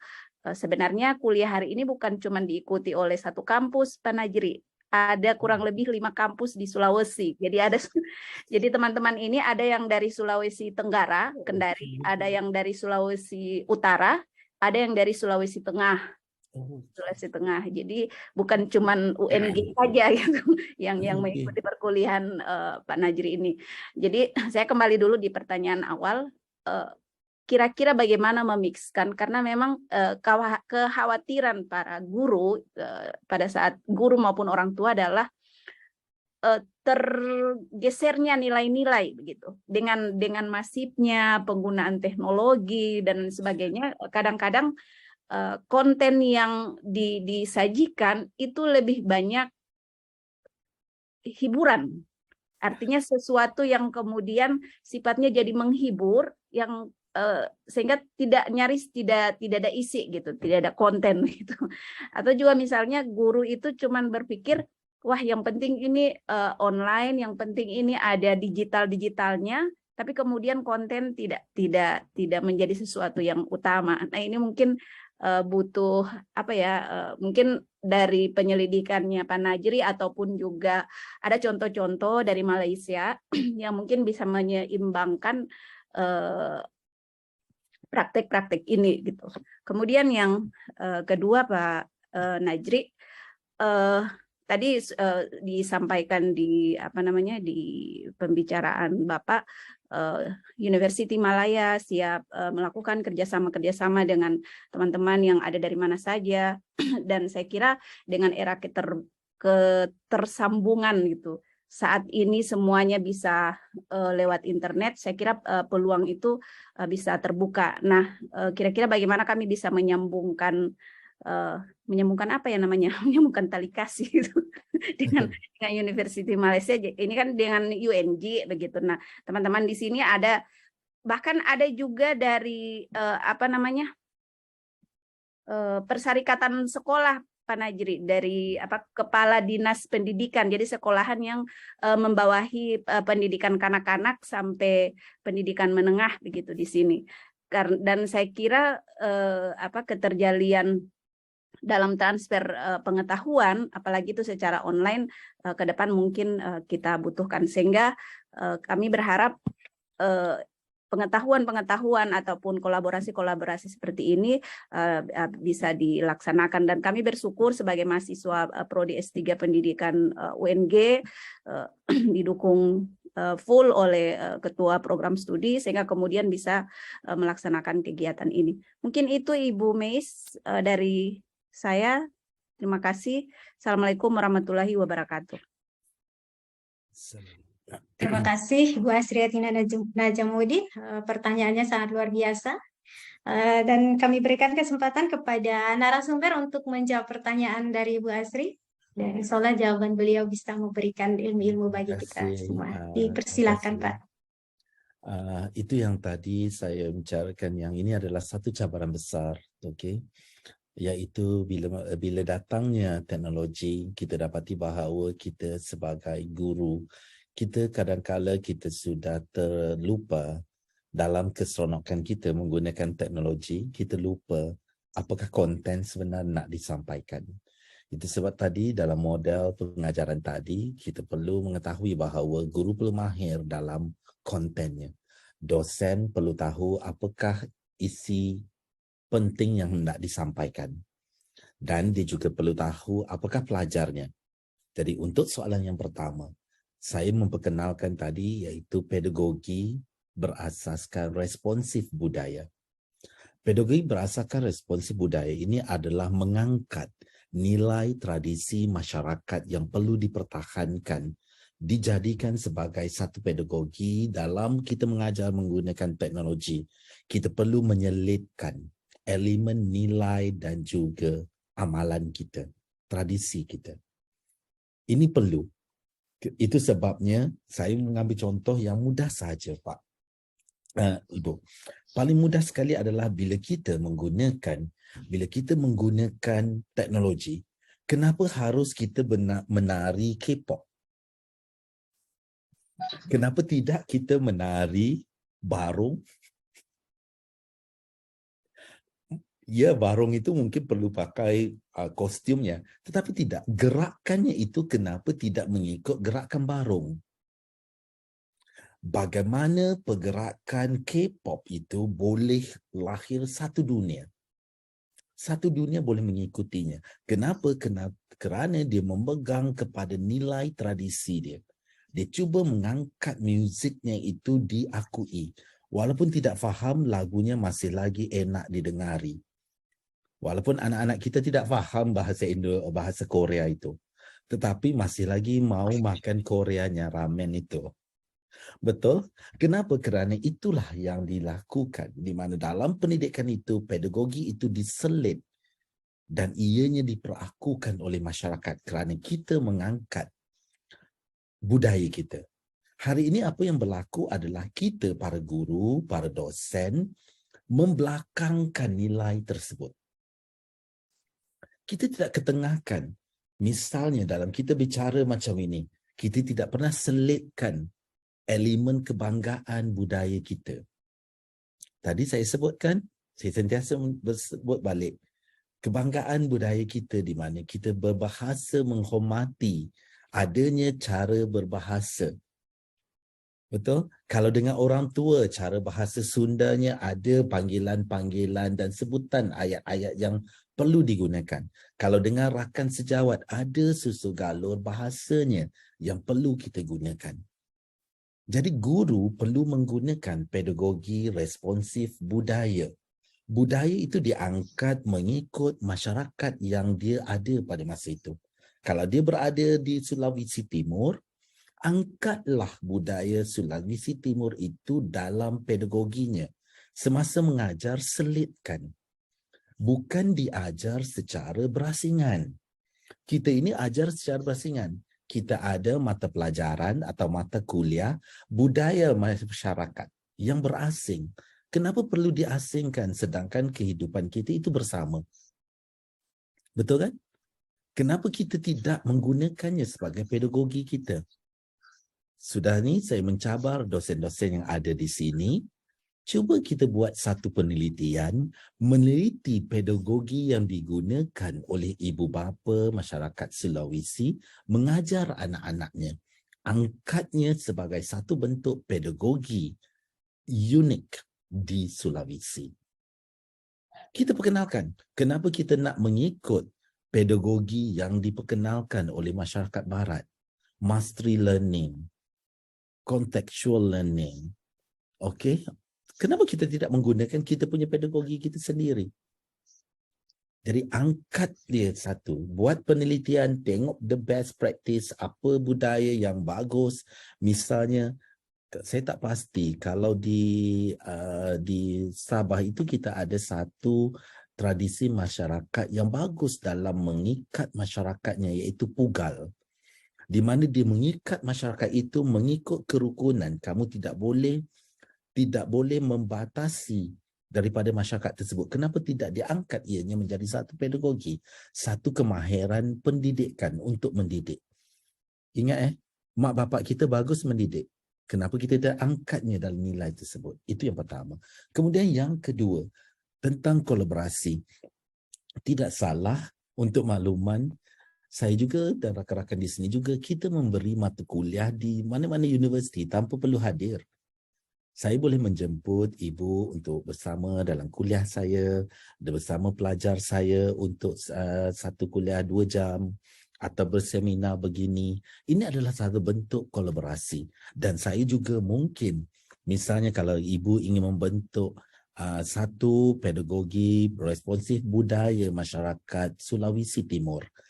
Jadi kita boleh buat penelitian bersama. Ibu buat di sana, saya buat di sini. Tentang bagaimana ibu bapa mengasuh mendidik anaknya. Okey, dari segi susun atur, pembelajaran, akademik dan budaya. So kita buatlah penelitian, tidak perlu untuk tunggu grant. Kita buat dahulu, nanti ada rezeki kita gabungkan. Sebab pembelajaran hari ini tanpa batas. Itu yang dikatakan tadi, bagaimana cara kita bekerja bersama. Untuk makluman, mungkin UNG terlewat 1 minggu aja ya. Sebenarnya universiti yang datang ke UM apa ini, kita telah pun melaksanakan satu aktivitas bersama, iaitu International Competition of Research, Ideas and Innovation on Teaching and Learning pada tanggal 16 dan 17 Disember. Yang itu kita menggabungkan 10 universitas di Indonesia.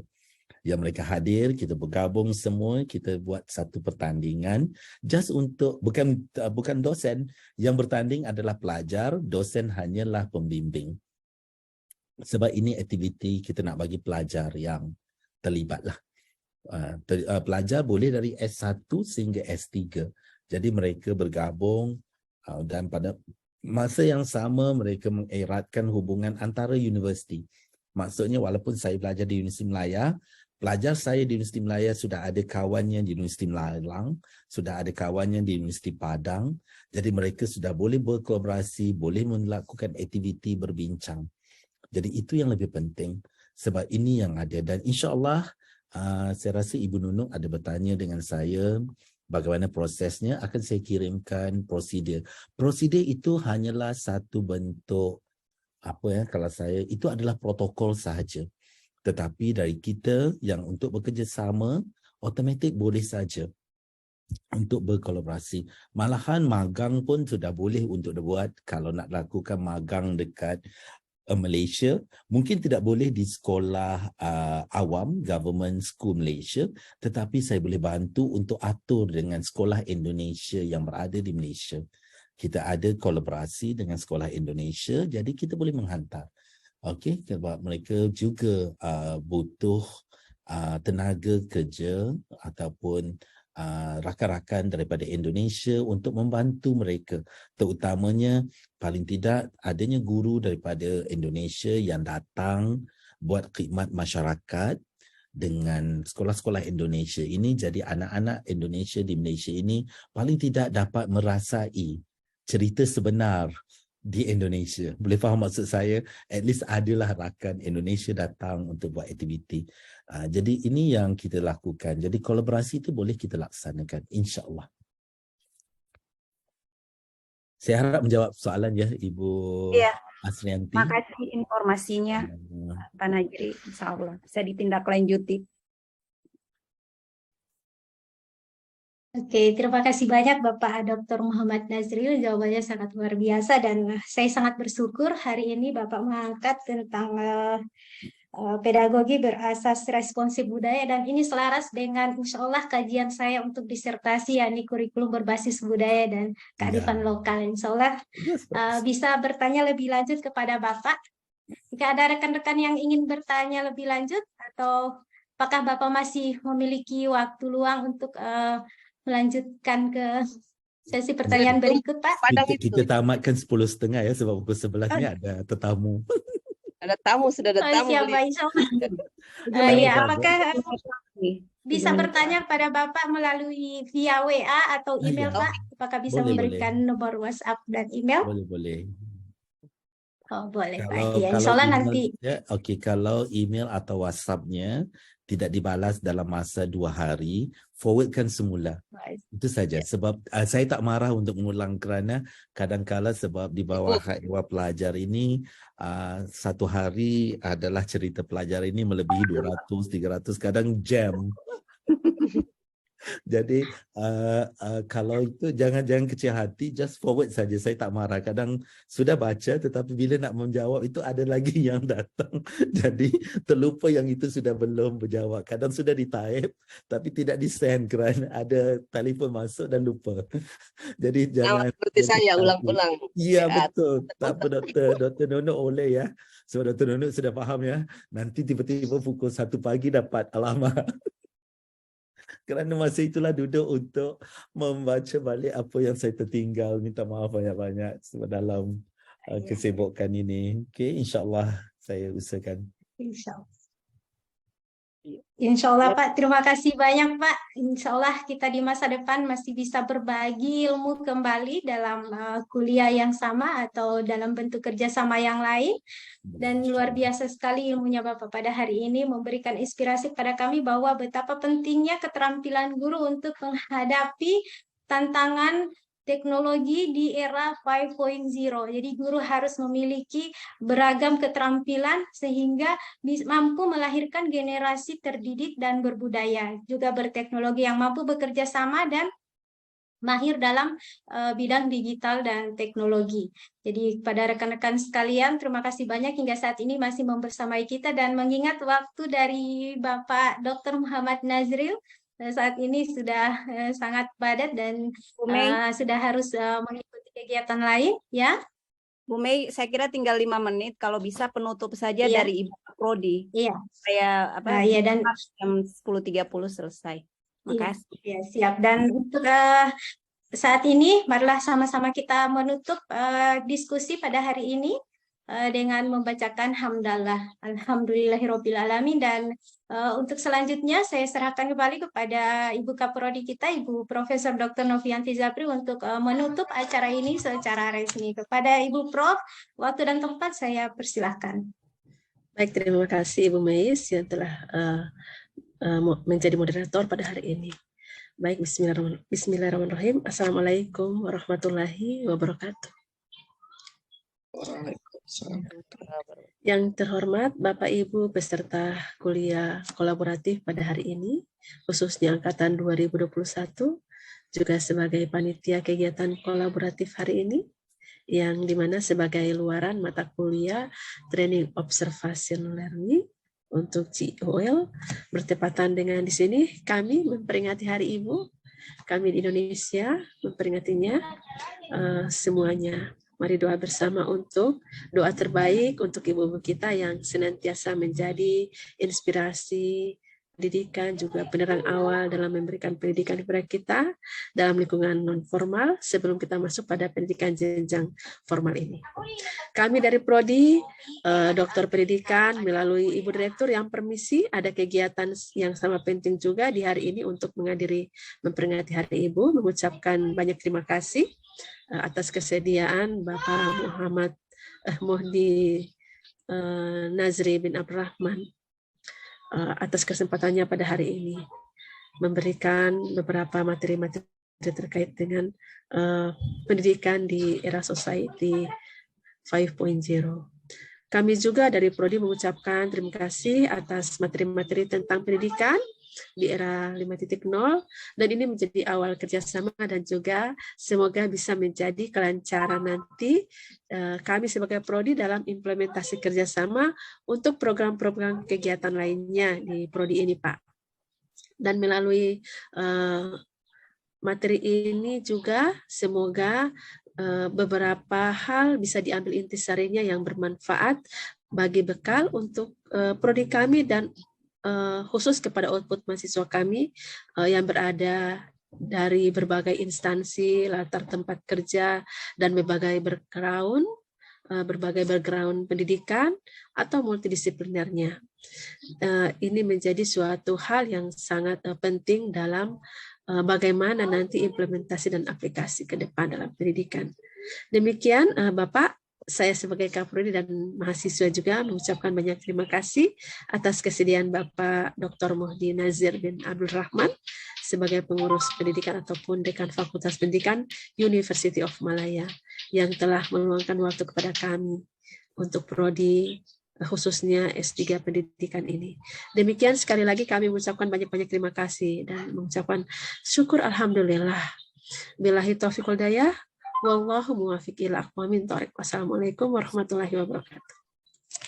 Terima Waalaikumsalam. kasih. Waalaikumsalam Dan Bu warahmatullahi Dr. wabarakatuh. Nur. Terima kasih banyak, Pak Nazri. Iya, terima kasih. Terima kasih, Oke, banyak-banyak. Nazri. Sampai jumpa Terima lagi kasih ya. banyak Pak Dokter. Dan Terima semoga kasih, pesannya Mbak. lancar, Pak. Nanti kalau itu ada link untuk sijil inbound Ya, sudah, saya sudah share ke Badal. teman-teman. Nanti boleh kongsikanlah yang lain. Dan terima kasih, semoga kita dapat bekerjasama lagi. InsyaAllah apa-apa saya hubungi. Oke, mohon Terima kasih diri banyak, Pak. Ya. banyak. Oke, Terima sampai kasih jumpa lagi. banyak. Selamat tahun baru, Terima selamat kasih banyak, Hari Pak. Ibu. Ya, Semoga makasih boleh Pak. jemput datang ke Universiti Melaya ya. Ya. Insya Allah. Ya. Insyaallah. Oke, Assalamualaikum. Waalaikumsalam warahmatullahi Waalaikumsalam wabarakatuh. warahmatullahi wabarakatuh. Bu Prof, saya end meeting? Atau Mas? Ya. Terima kasih teman-teman semua. Terima kasih Bu Terima kasih Dokter dan Nur. semuanya. Jangan lupa YouTube-nya dan sebagainya. Ya, Prof. Iya.